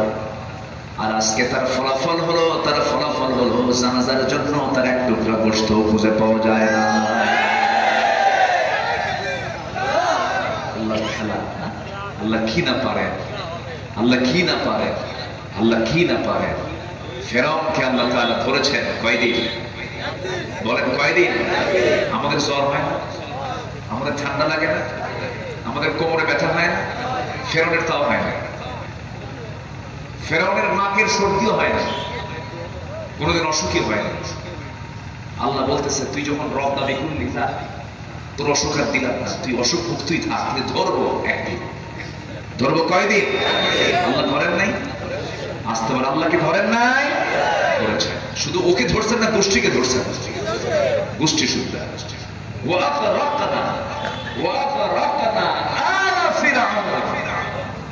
আমি ফেরাউনের 14 গোষ্ঠী সহ সবগুলোতে আমি পানিতে চুবায়া চুবায়া মারছি, টেপা মাছের মতো পটকা বানাই, একদম দরিয়ার পানি দিয়া পেট ভরাইয়া দিয়ে শেষ করে দিয়েছি। আবার ওই ফেরাউনকে দরিয়ার তলদেশে লবণ দিয়ে এটাকে প্রসেস করে আল্লাহ তাআলা রেখে দিয়েছেন। 19 শতাব্দীর শেষ দিকে কোরআনকে গবেষণা করে ফেরাউনের লাশটাকে বের করে এখনো ইতিহাসের সাক্ষী হয়ে মিশরের পিরামিডে আছে না নাই? জালিমরা জুলুম করে টিকসই হতে পারে না। ফেরাউন টিকতে পারে নাই, হামানরা টিকতে পারে নাই, নমরুদরাও টিকতে পারে নাই, আবু জাহেলরা টিকতে পারে নাই। আজকের দুনিয়ার যারা আবু জাহেল সেজেছ, নমরুদ সেজেছ, তোমরাও টিকতে পারবে না, টিকতে পারবে না, টিকতে পারবে না। ওই বাতিলদের মোকাবেলা করতে রাজি আছেন কারা কারা? হাত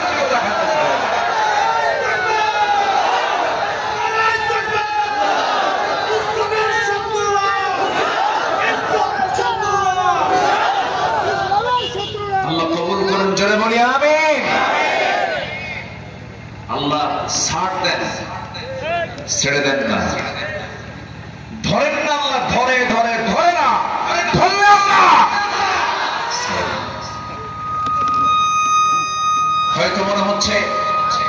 হয়তো মনে হচ্ছে এতদিন চলে যাচ্ছে, কই তো আল্লাহর সাহায্য তো দেখি না, এরকম মনে হয় আমাদের কাছে। 10 বছর 15 বছর হয়তো অনেক বিশাল মনে হয়, কিন্তু নূহ আলাইহিস সালাতু ওয়াস সালাম তিনি দাওয়াত দিয়েছেন 900 বছর। কত বছর? তার কওমের লোকেরা মেরে রাস্তায় ফেলে থুয়ে চলে গেছে, রক্তাক্ত করে। আল্লাহর নবীকে পর্যন্ত, বউটা পর্যন্ত কথা শুনে নাই। সন্তান কেনান পর্যন্ত কথা শুনে নাই। 900 বছর দাওয়াত দিয়েছেন। এই দাওয়াত কি তার ব্যর্থ না সফল? ব্যর্থ না সফল? অতএব বাতিল গোষ্ঠী জেনে রেখে দিও, আমাদের বিজয় হোক আর না হোক, আমাদের বিজয় আসুক আর না আসুক,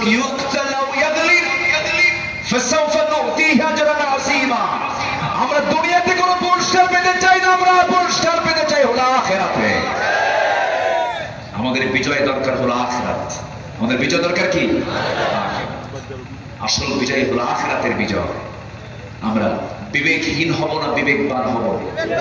দুনিয়াতে হেরে যাই সমস্যা নাই, কিন্তু আখিরাতে হেরে যাওয়া যাবে না। আমরা তাহলে বিবেকহীন হব না বিবেকবান হব? বিবেকবান হব। বিবেকবান মানুষ কখনো কন্যা সন্তান মনে করে কন্যা সন্তানকে হত্যা করতে পারে না, শত্রুর গায়েও সে হামলা করতে পারে না। আমার নবীজি কত মানব দরদী ছিলেন। বসে আছেন, এক ইহুদির লাশ যাচ্ছে সামনে দিয়ে, রাসূল দাঁড়ায় গেলেন। সাহাবীরা বলেন, হুজুর ইহুদির লাশে দেখে আপনি দাঁড়ায় গেলেন? তিনি বললেন, ইহুদি হয়েছে তো কি হয়েছে, সে কি মানুষ না? আমি কি মানুষকে সম্মান করবো না? একটা বড় মানুষ, ইহুদি হোক আর যেটাই হোক, আল্লাহর গোলাম সে। সামনে তিনি সম্মান করে দাঁড়ায় গেলেন। আমরা মানবিক হব, আমরা পাশবিক হব না। যারা মানুষকে মেরে হত্যা করে টুকরো টুকরো করে কুত্তা বিলাইকে খাওয়ায়, এরা মানবতার শত্রু, এরা বিবেকবান না, এরা বিবেকহীন। ঠিক কিনা? বিবেকহীন। আমরা এগুলো চাই না, আমরা এগুলো দেখতে চাই না।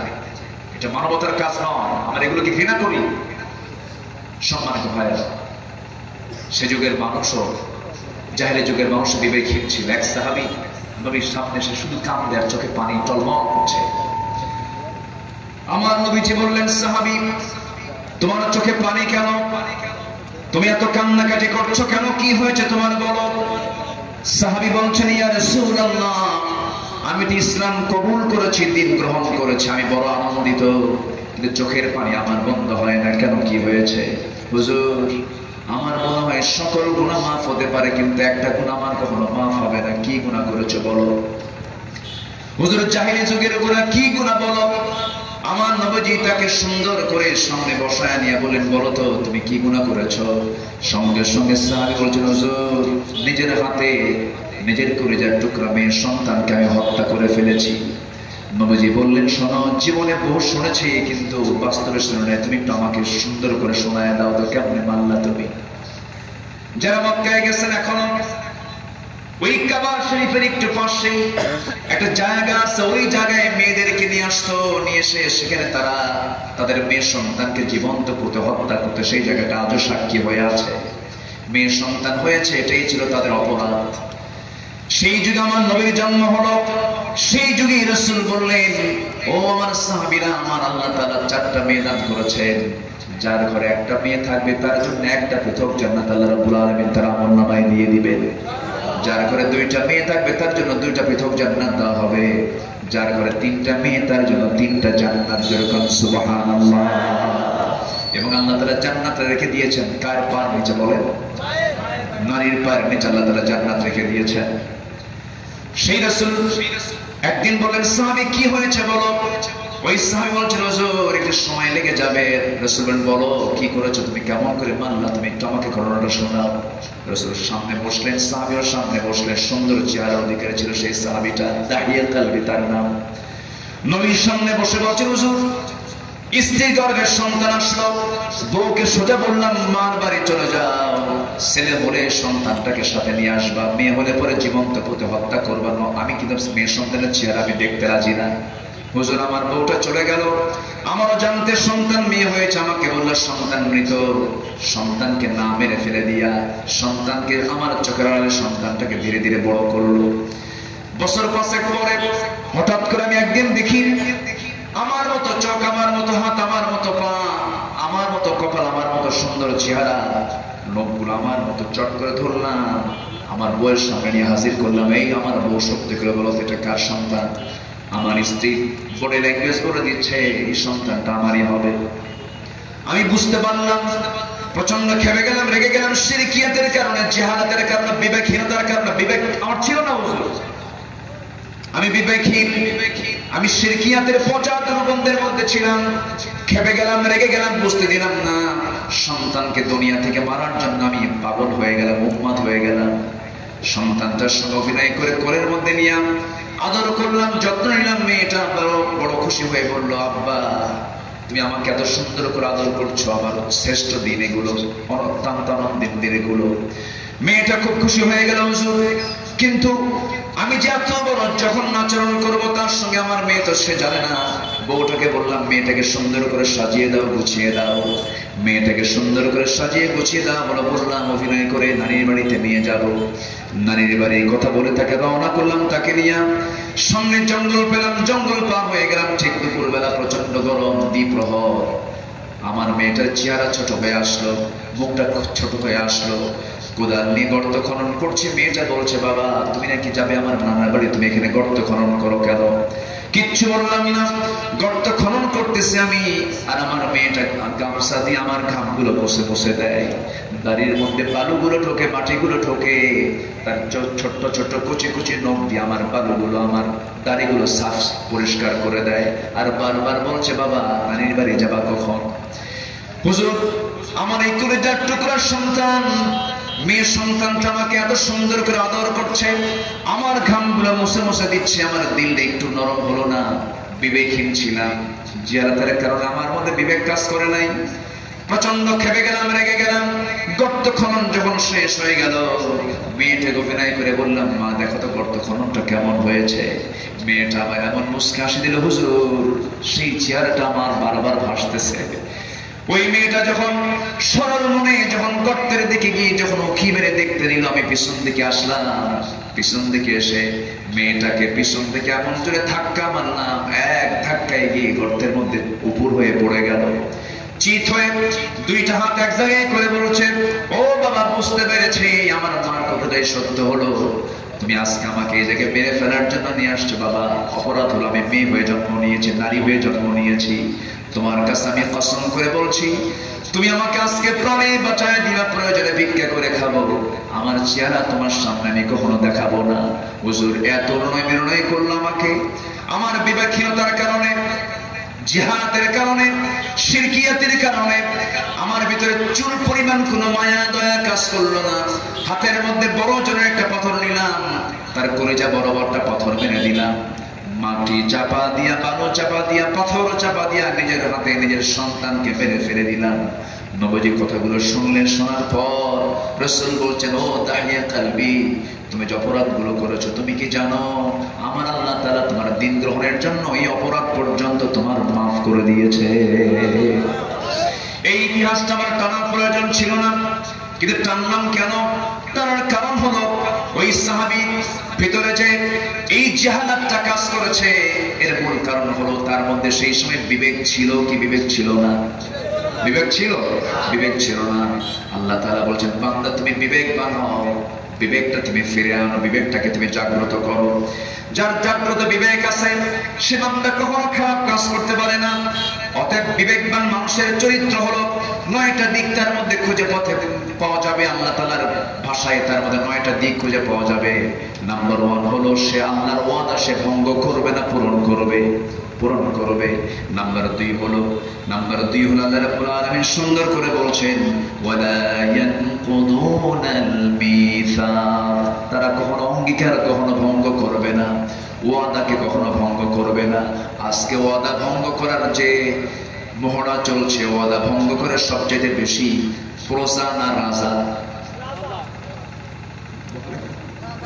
কারা ওয়াদা বেশি ভঙ্গ করে? শাসিতরা না শাসকরা? শাসিতরা না শাসকরা? ওয়াদা ভঙ্গ করার জাত কারা বেশি? যারা শাসক তারাই ওয়াদা ভঙ্গ করে বেশি। এটা কি বিবেকবানের কাজ? এটা বিবেকহীনের কাজ, উলুল আলবাবের নয়। আচ্ছা, আমার কথা কি বিরক্ত হচ্ছেন নাকি আপনারা? আমি কিন্তু আয়াতের বাইরে যাচ্ছি না, এখানে বড় আলেমে দিন বসে আছেন। আমার ভিতরে তারানের বান্দারে কলা খাইছে ইন্দুরে, এই জাতীয় আমার কোনো কথা আমি বলি না। আমি চেষ্টা করি, আমার দেশে বহু আলোচক আছে। এখন দুঃখ লাগে একটা বিষয়, একটা আলেম, তো আলেমের নামে যদি গরুর নাম হয়, একজন নাকি বাজারে গরু তুলছে, গরুর নাম হচ্ছে তাহিদুল। তো এটা তো ভয়ঙ্কর বিষয়। ভয়ানক বিষয়। যার মাথায় পাগড়ি আছে, যার মুখে দাঁড়িয়ে আছে, যে আয়াত বলে, যে হাদিস বলে, যে ওয়াজ করে, তাহলে সে কি ক্যারিয়ার অর্জন করলো, সে কি যোগ্যতা অর্জন করলো? গরুর হাটে গরুর নাম হলো তাই।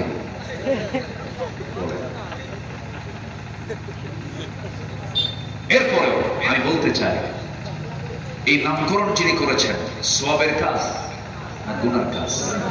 বিবেকবানের কাজ না বিবেকহীনের কাজ? বিবেকহীনের কাজ। ওয়ালাকাদ কাররামনা বানি আদম। আমরা গালি দেই না, আমরা গালি দেব না। তবে হ্যাঁ, এই নামটা যে এসেছে, নামটা যে দিয়েছে, এটা কি সম্মানের সাথে দিয়েছে? অবশ্যই তার মধ্যে যে ব্যক্তিটা এটা করেছে, হয়তো কোনো ব্যক্তিটা তার ভুল, এটা তার গুনার কাজ, অবশ্যই কিছু দৃশ্যমান তার মধ্যে কিছু পাওয়ার কারণে এই নামটা এসেছে। কি ঠিক কিনা বলেন? লাফায় না তো? কিছু গরু তো আছে না, আছে কিনা বলেন? বসেন বসেন বসে তো চা খায় কেমন, মঞ্চে বইয়ের সঙ্গে হ্যালো খেয়ে কথা বলে কেমন, চা খায়, কফি খায়, আর কি যেন খায়, গাঁজা খায় নাকি। তো এগুলো তো আলেমদের আচরণ হতে পারে না। আপনি কেন মামলা দিবেন? হ্যাঁ, আপনি আলেমের বিরুদ্ধে মামলা দিবেন?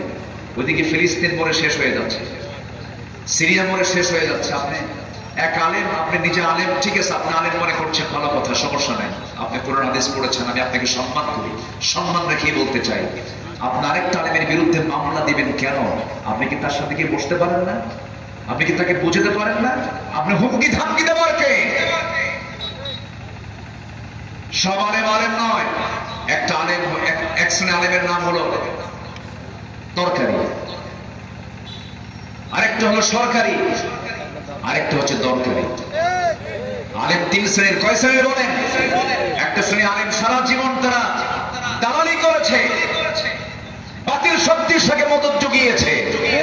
আর একটা আলেম, এক শ্রেণীর আলেম, তারা বাতিলদের সঙ্গে মাথা নত না করে ফাঁসির মঞ্চে ঝুলে মরেছে, বাতিলের সামনে মাথা নত করে না। সম্মানিত ভাই, প্রসঙ্গ আসলো, বলে ফেললাম।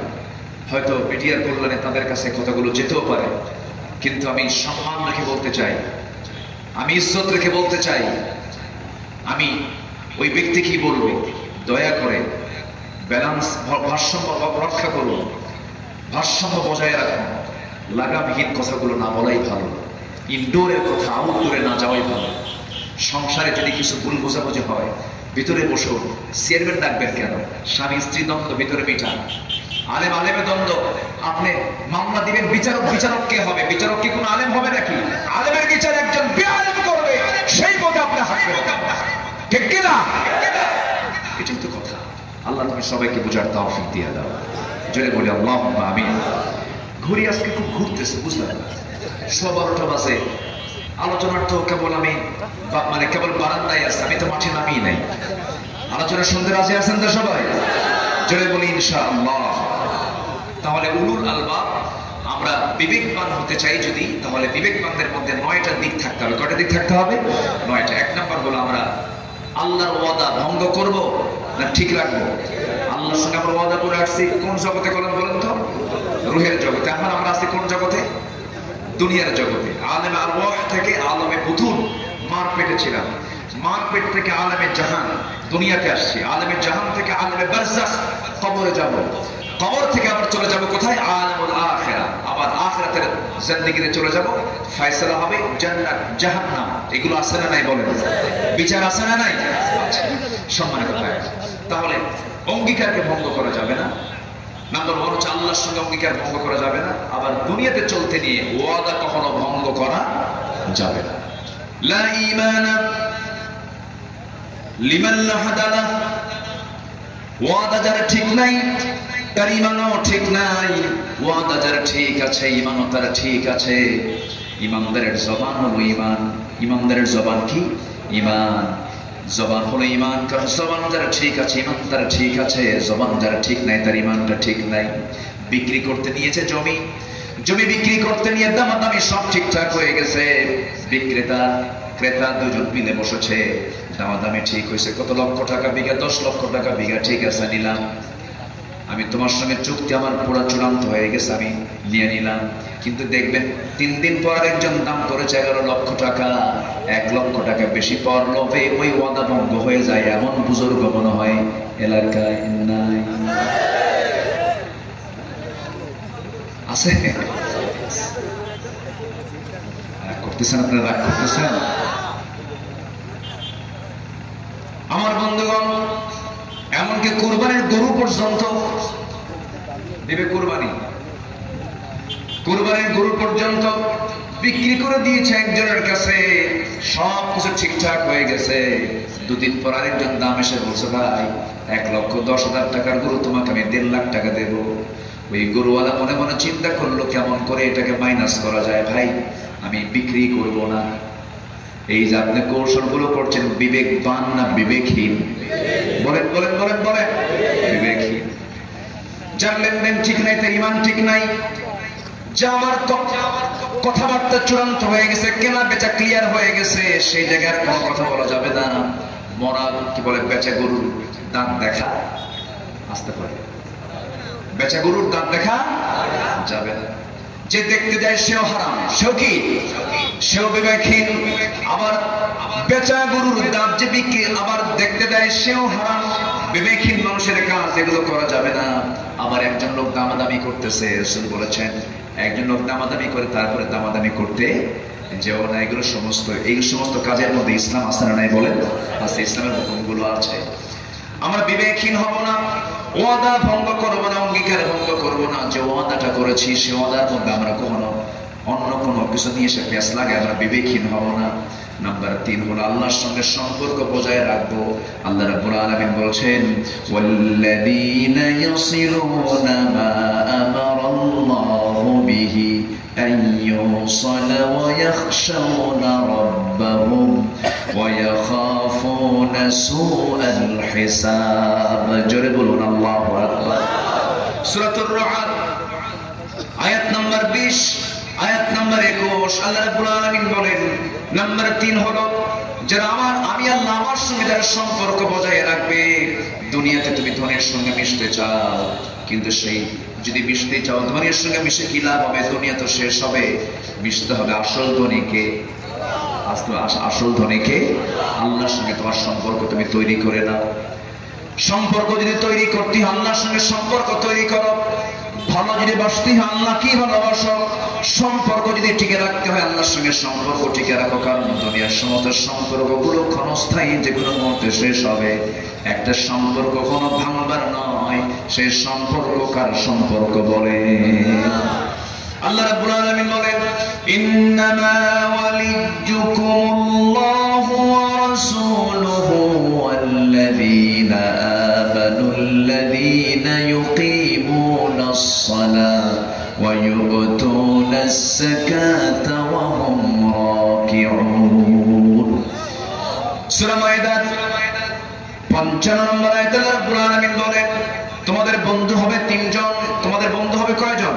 3 জন বন্ধু হবে। নাম্বার 1 হলো আল্লাহ তাআলা, নাম্বার 2 হলেন মুহাম্মদ সাল্লাল্লাহু আলাইহি ওয়াসাল্লাম, নাম্বার 3 হলো তোমাদের মধ্যে যারা ঈমানদার, ঈমানদাররা তোমাদের বন্ধু হবে। কাফের মুশরিক কখনো বন্ধু হতে পারে না। 1 নাম্বার বন্ধু তোমরা আল্লাহকে বানায় নাও। নাম্বার 2 বন্ধু তোমরা রাসূলকে বানায় নাও। রাসূলকে বন্ধু বানাবো না, কাউকে পাবো না। আল্লাহ তাআলা বলেছেন, তোমরা যদি আমাকে পেতে চাও রাসূলকে তোমরা আগে খুঁজে বের করো, তার তোমরা আনুগত্য করো। আল্লাহ তাআলা শর্ত জড়িয়ে দিয়েছেন, কোন বান্দা যদি রাসূলকে বাদ দিয়ে আল্লাহকে পেতে চায় সে কি আল্লাহকে পাবে নাকি? আসতে বলবেন আল্লাহকে পাবে? আল্লাহকে পেতে হলে কোন ব্যক্তিকে রাখবে? বল কোন ব্যক্তিকে রাখবে?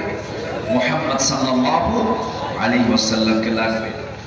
আমার বন্ধুগণ, এই আয়াতটা খুব দামি আয়াত। অথচ এই আয়াতটাকে শুধু অনেকে মনে করেন শুধু মুহাব্বতের আয়াত, এটা না। খুব গুরুত্বপূর্ণ একটা আয়াত, খুব কমন আয়াত যদিও, কিন্তু গুরুত্বপূর্ণ ব্যাখ্যার মধ্যে আছে। যারা পারেন ছোট মিলিয়ে বলুন, ইন কুনতুম তুহিব্বুনাল্লাহা ফাত্তাবিউনি ইউহিব্বুকুমুল্লাহ ওয়া ইয়াগফির লাকুম যুনুবাকুম ওয়াল্লাহু গফুরুর রহিম।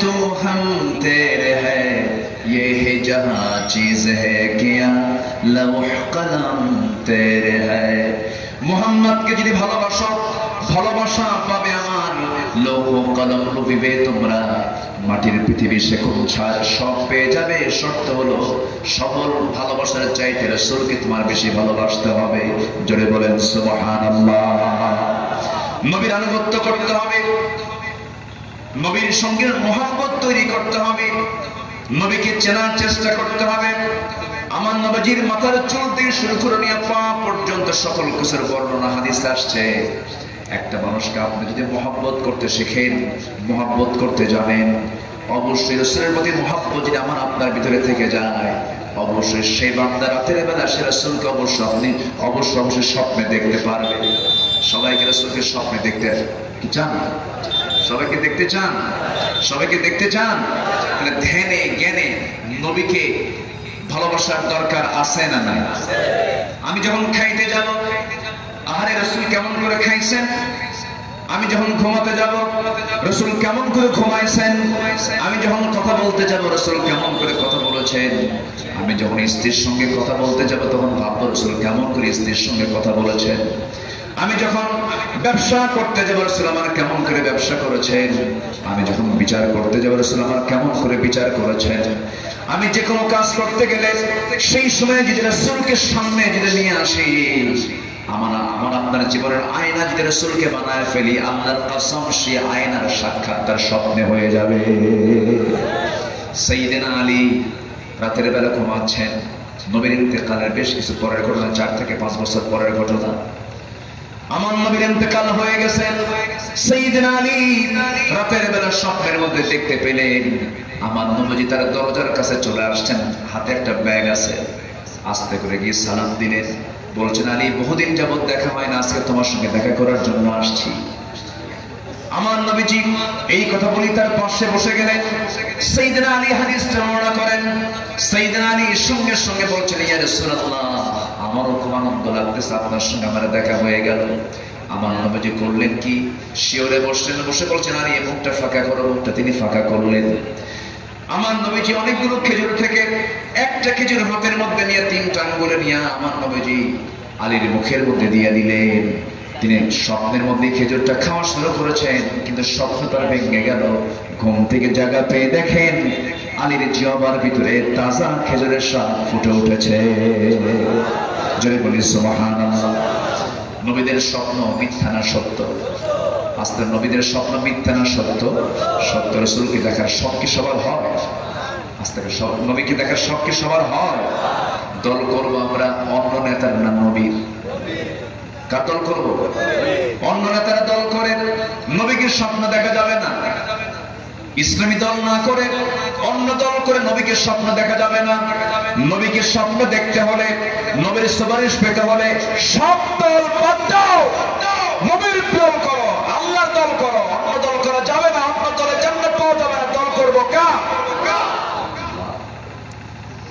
কষ্ট পাচ্ছে মনে হয় কষ্ট ফেলে দিলাম মনে হয় হুজুর আপনি এখানে কি শুরু করলেন আবার এটাই কথা নিজের মতে চলবেন আর নবীর সুপারিশ পাবেন চাবেন এটা হবে না নিজের মতে চলা যাবে না নবীর মতে চলতে হবে নিজের মতে চলা যাবে না আল্লাহর মতে চলতে হবে নিজের মন মতো দল করা যাবে না আল্লাহর দল করে যেতে হবে মুসলমান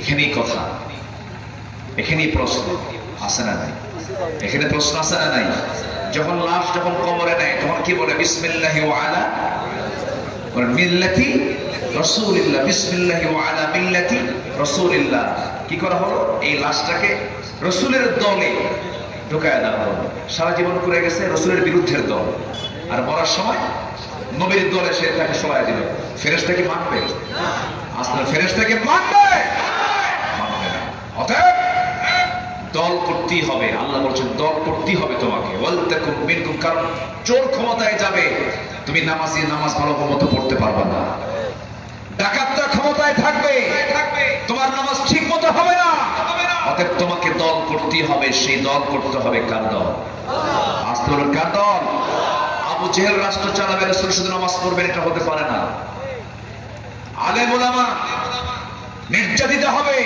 জালিমরা ক্ষমতার মসনদে থাকবে, একজন মুসলমান এটা মেনে নিতে পারে না। সম্মানিত ভাইয়েরা, সম্মানিত বন্ধুগণ, আমরা বিবেকহীন হব না, আমরা বিবেকবান হব। 9টা কাজ, 9টা দিক আমরা শিখে যাব আজকে। সময় খুব কম, শেষ হয়ে যাচ্ছে সময়। 1 নম্বর হলো ওয়াদা পূর্ণ করবো কার? নাম্বার 2 হচ্ছে পৃথিবীতে চলতে গিয়ে কোনো ওয়াদা ভঙ্গ করব, ওয়াদা ভঙ্গকারীর দলেও অংশগ্রহণ করব। নাম্বার 3 হলো সম্পর্ক বজায় রাখবো কার সাথে? আল্লাহর সাথে। কারণ সব সম্পর্ক হলো টেম্পোরারি, আর পার্মানেন্ট সম্পর্ক হলো কার সাথে? আল্লাহর সাথে। আমার প্রাণ কার হাতে? আল্লাহর হাতে। অতএব আল্লাহ আমার সব। আল্লাহ আমার রব, বলে আল্লাহ আমার রব, এই রবি আমার সব। আল্লাহ আমার রব, এই রবি আমার সব। দমে দমে তনু মনে তারি অনুভব। আল্লাহ আমার রব, এই রবি আমার সব। তোমার মদদ পেলে আমি আর না কিছু চাই, তোমার প্রেমের অনল আমি কি দিয়ে নে ভাই, ঠিক কিনা? তোমার মদদ পেলে আমি আর না কিছু চাই, তোমার প্রেমের অনল আমি কি দিয়ে নে ভাই। যার হয়েছ তুমি তার নেই যে পরাভব, নেই যে পরাভব। আল্লাহ আমার রব, এই রবি আমার সব। আল কোরআনের পথ, এই পথই আসল পথ। অন্য পথে অন্য মতে নেই যে রহমান। আল্লাহ আমার রব, এই রবি আমার সব।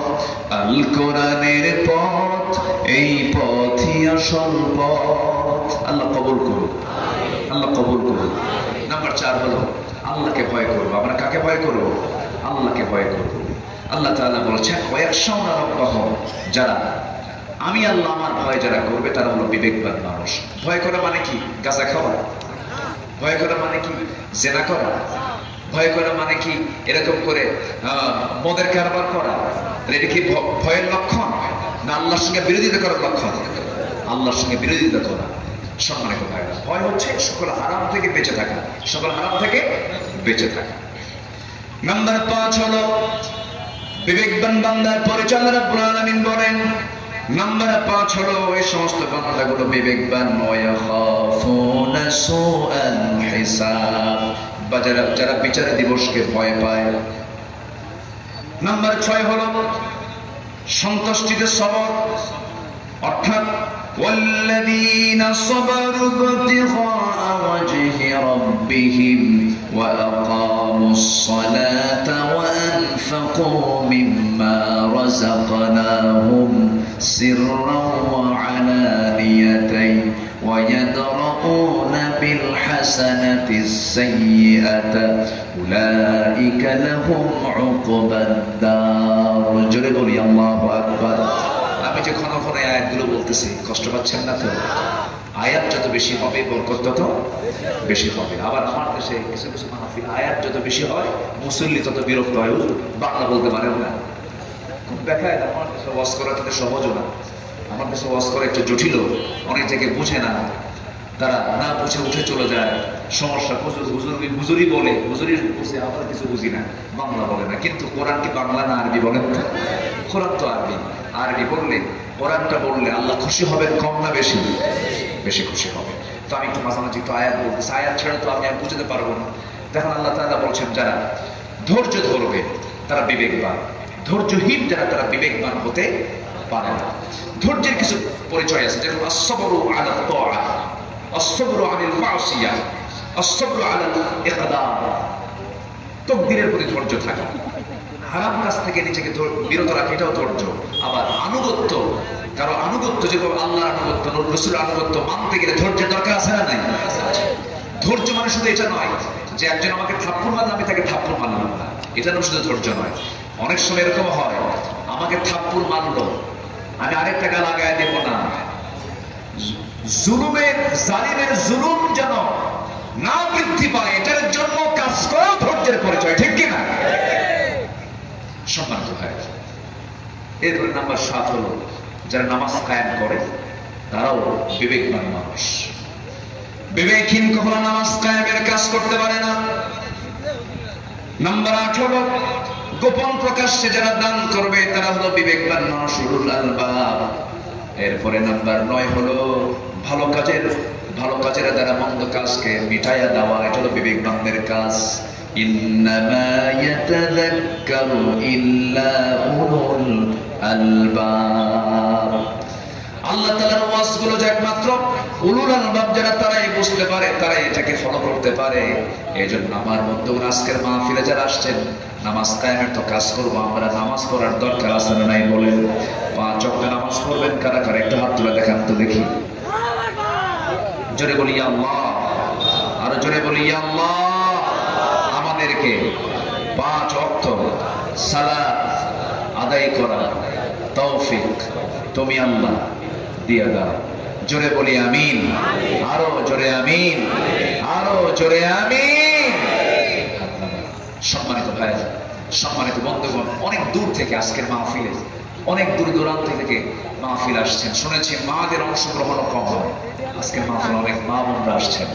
সবার বাড়িতে মা বোন আছে না নাই বলেন তো? আছে। মা বোনদের ইমান ধ্বংস করার জন্য ঘরে ঘরে ঢুকিয়ে দেওয়া হয়েছে ছোট ছোট সিনেমা।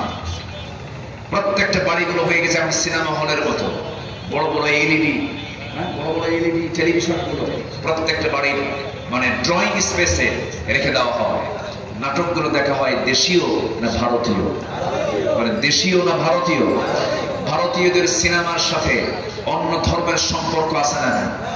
তাদের পূজা, তাদের পার্বণ, তাদের লাইফ স্টাইল, তাদের পোশাক, তাদের হাতে কি শাখা, তারপরে কপালে কি সিঁদুর, এই যে রং লাগানো সমস্ত কৃষ্টি কালচার গুলো আমার আপনার বাড়ির মধ্যে তারা ঢুকায় দিচ্ছে।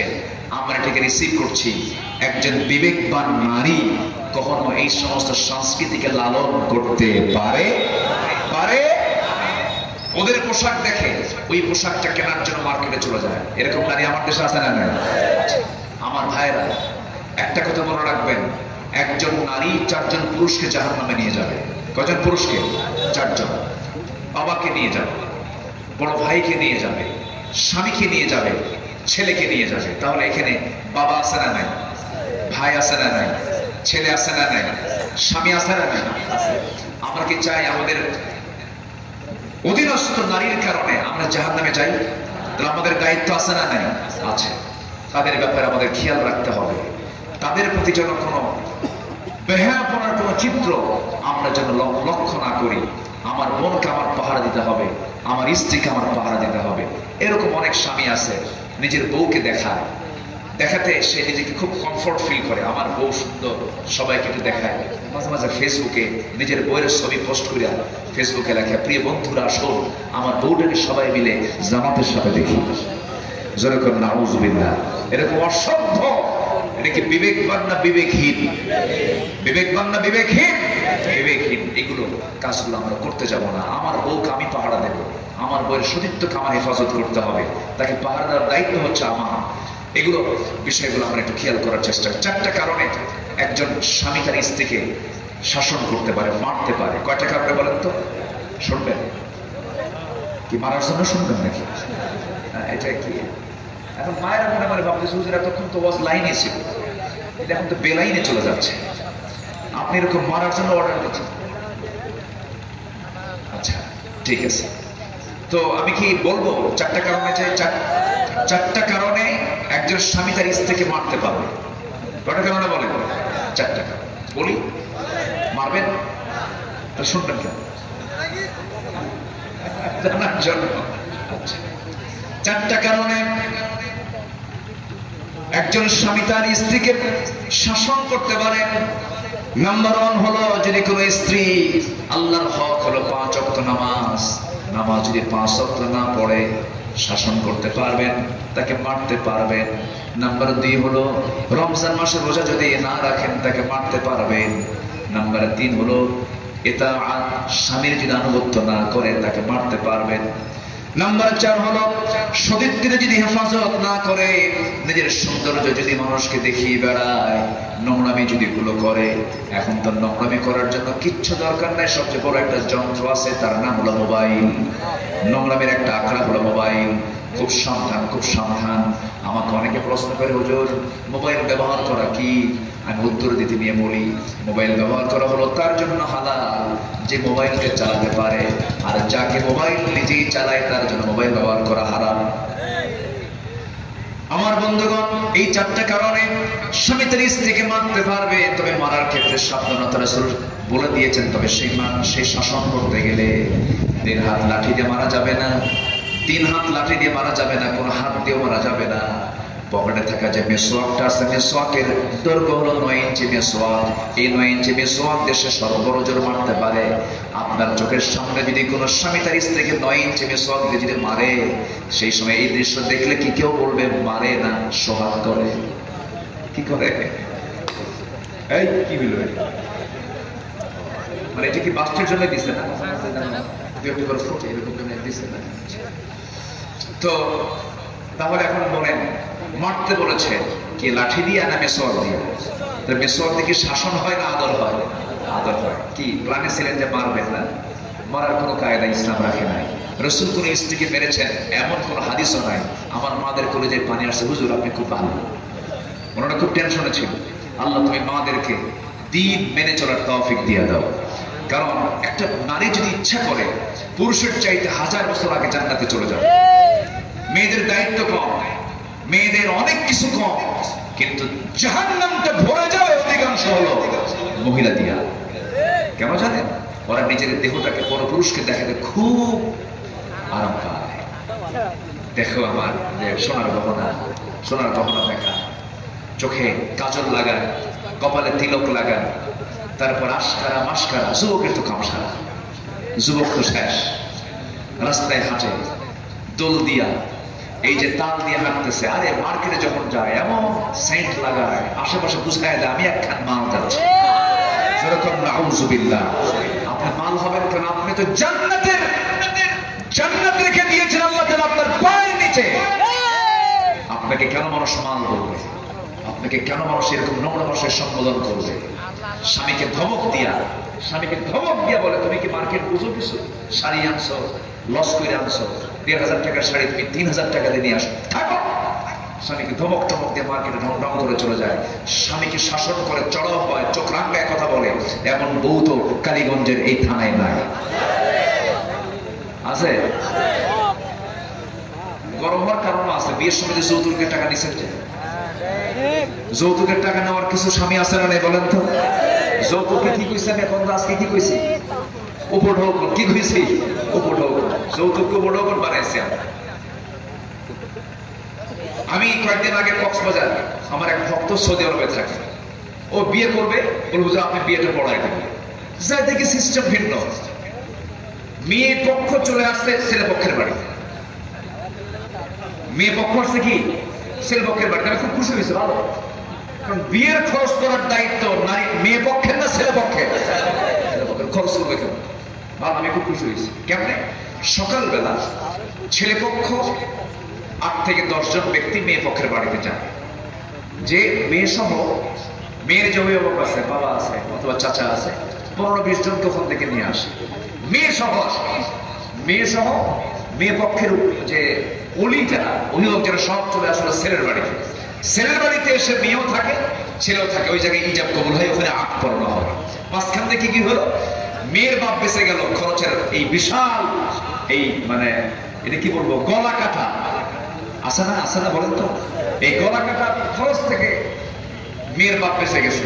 খরচ করার দায়িত্ব হলো পুরুষের। আমার এই সিস্টেমটা খুব পছন্দ হয়েছে। বললাম যে ভাই, আমি যদি কোনোদিন আমার যদি কোনো সুযোগ আসে, এরকম কোনো ক্ষমতা, এই সিস্টেম গোটা দেশে চালু করে দেব।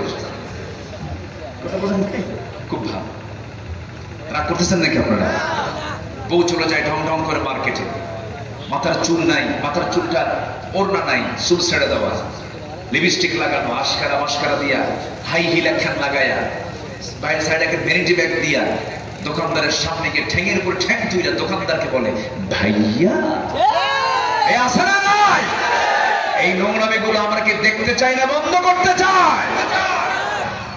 দোকানদার তো এই ভাইয়া শব্দ শুনাতে ইমান গেছে, নাম হলো ইমান আলী, কি নাম, কি ইমান গেছে। শাড়ি একখান বের করে নিজের গায়ে লটকা দিয়ে বলে, আপা এই শাড়ি কিন্তু আপনাকে দারুণ মানাবে। ওটা আরেক বদমাইশ, একদম মানে দুধে আমে মিশে গেছে, দুধে আমে মিশে গেছে। এটা কি দুধে আমে মিশে যাওয়া না বিষ হওয়া? কি হওয়া? বিষ হয়ে যাওয়া। আসুন আমরা হারামকে বর্জন করি, হারামকে না বলি, খারাপ কিছু দেখবো না। খারাপ কিছু দেখা বিবেকবান না বিবেকহীন? ভালো কিছু দেখা হলো বিবেকবান না বিবেকহীন? বিবেকবান। আমরা বিবেকবান হব, উলুল আলবাব হব। আমরা কি হব বলুন তো? এই ভাষণে শিখে নেই কোরআনের ভাষা, উলুল আলবাব। বলেন উলুল আলবাব, উলুল আলবাব। আবার বলেন উলুল আলবাব। আল্লাহ তাআলা কবুল করুন, জোরে বলি আল্লাহুম্মা আমিন। এই মাহফিল ছিল, চলছে, হবে।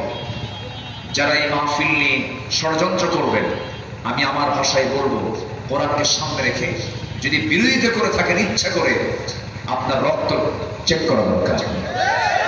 আপনার রক্তের মধ্যে হামানের রক্ত লুকানো আছে, আবু জেহেলের রক্ত লুকানো আছে। আপনার নাম পোস্টারে নাই, কোরআনের জন্য স্যাক্রিফাইস করবেন। যা কোরআন তো, আমার নাম নাই, সমস্যা নাই, মানুষ কোরআন শুনুক।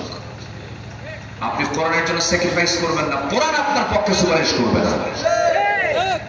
মাহফিল হলো মৌচাক, মৌচাকে মধু থাকে, মধু নিবেন, মৌমাছির সঙ্গে মারামারি করবেন না। মৌমাছির সঙ্গে পীড়িত করেন, ও আস্তে করে আপনাকে মধু কাটতে দেবে, ঢিল মারবেন, ফুল ফুটাইয়া দেওয়া হবে। আল্লাহ তাআলা ওই ভাই যারা মাহফিলের বিরোধিতা করেন, আল্লাহ তাদেরকে সমুদ্রের উদয় ঘটিয়ে দিন। জোরে বলি আল্লাহুম্মা আমিন। আসুন, আমরা অনেক কথা বলে ফেলেছি, আমরা আল্লাহর কাছে এখন চাবো, আল্লাহর কাছে প্রার্থনা করবো, যে যেখানে আছেন সবাই থেকে এই মাহফিলটাকে সফল করেছেন।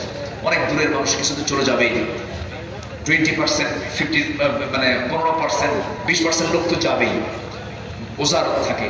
আমরা অনেকেই বসে আছি। আসুন আমরা এখন চাইবো কার দরবারে? আল্লাহর দরবারে আমরা চাবো, আল্লাহ যেন আমাদেরকে মাফ করে দেন। এখানে অনেকে অনেক দোয়া চেয়েছেন, দুটা চোখ নষ্ট হয়ে গেছে, আবার আরেকজনের সন্তান হচ্ছে না, সন্তান হবে না, দরবারে যান। দরবার তো আছে আশেপাশে, দরবার নাই তো? দরবার, পৃথিবীতে দরবার কয়টা বলেন? আমাদের দরবার কয়টা? কার দরবার? আসতে বলবেন না, কার দরবার? যে বিকল্প দরবার বানাবে তার ঈমান আছে না গেছে? কোন দরবার নেই, দরবার কার? আমরা আল্লাহর দরবারে চাই। আসা, আমরা এখন আল্লাহর কাছে চাই। আপনি দোয়া করবেন? আমি করব? আচ্ছা, আসুন আমরা সবাই বলি সুবহানাকাল্লাহুম্মা ওয়া বিহামদিকা আশহাদু আন লা ইলাহা ইল্লা আনতা আস্তাগফিরুকা ওয়া আতুবু ইলাইক। আসুন আমরা আল্লাহর কাছে চাই। এখন অনেক রাত, আপনি তো সুন্দর গান এক করে শুনবেন, ওজন শুনবেন, আপনার আগ্রহ আছে? ওরে, তো দেখতেছি পুরাতন লোক সব আমার দেখতেছি, আগ্রহ আছে আপনাদের? আমার প্রিয় বন্ধু হচ্ছেন মুহাম্মদ সাল্লাল্লাহু আলাইহি ওয়াসাল্লাম। সে কোন বন্ধু বড় বেশি বিশ্বস্ত, সে কোন বন্ধু বড় বেশি বিশ্বস্ত, কার কাছে মন খুলে দেয়া যায়, কার কাছে সব কথা বলা যায়, হওয়া যায় বেশি আশ্বস্ত, তার নাম আহমদ, বড় বিশ্বস্ত। সে কোন বন্ধু বলো বেশি বিশ্বস্ত, যে জন কখনো ব্যথা দিতে জানে না, যে জনকে বলি মুছে দেয় বেদনা। ঠিক কিনা? রাসূল কি কখনো কাউকে ব্যথা দিয়েছেন? কোন বেদনা দিয়েছেন?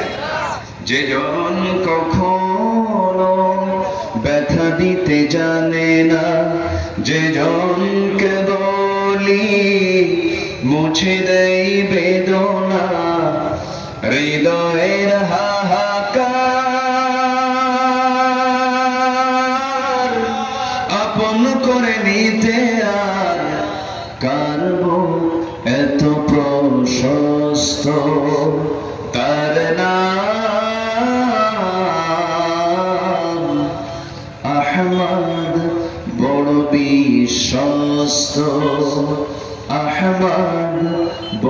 বিশ্বস্ত, আহমদ বড় বিশ্বস্ত।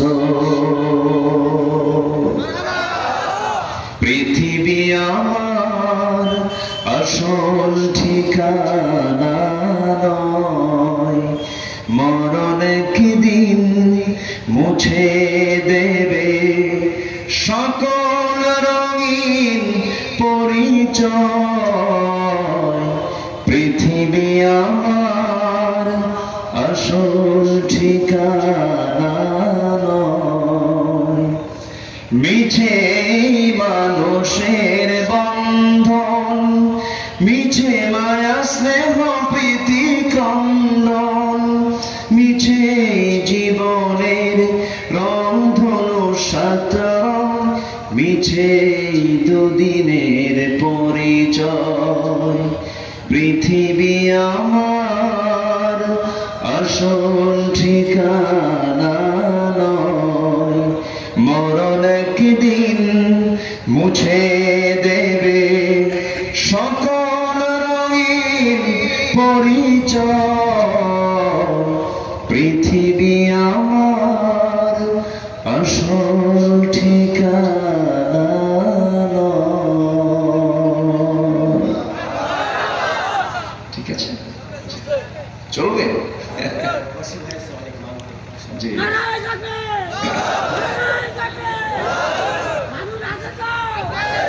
এই তো ধূমকেতু, হঠাৎ হঠাৎ বৃষ্টি চলে আসে। না ঠিক আছে, জি। মানপুরের মান তো রক্ষা হয়েছে নাকি? এত সুন্দর নাম, আমি বললাম যে এত সুন্দর নাম পাইছেন কেন এখানে? মান হচ্ছে তাজিম, যেটা মান সম্মান বলে না, মান সম্মান। এলাকার নামটা হল মানপুর। আল্লাহ তুমি এলাকার মান রক্ষা করো, জোরে বলি আমিন।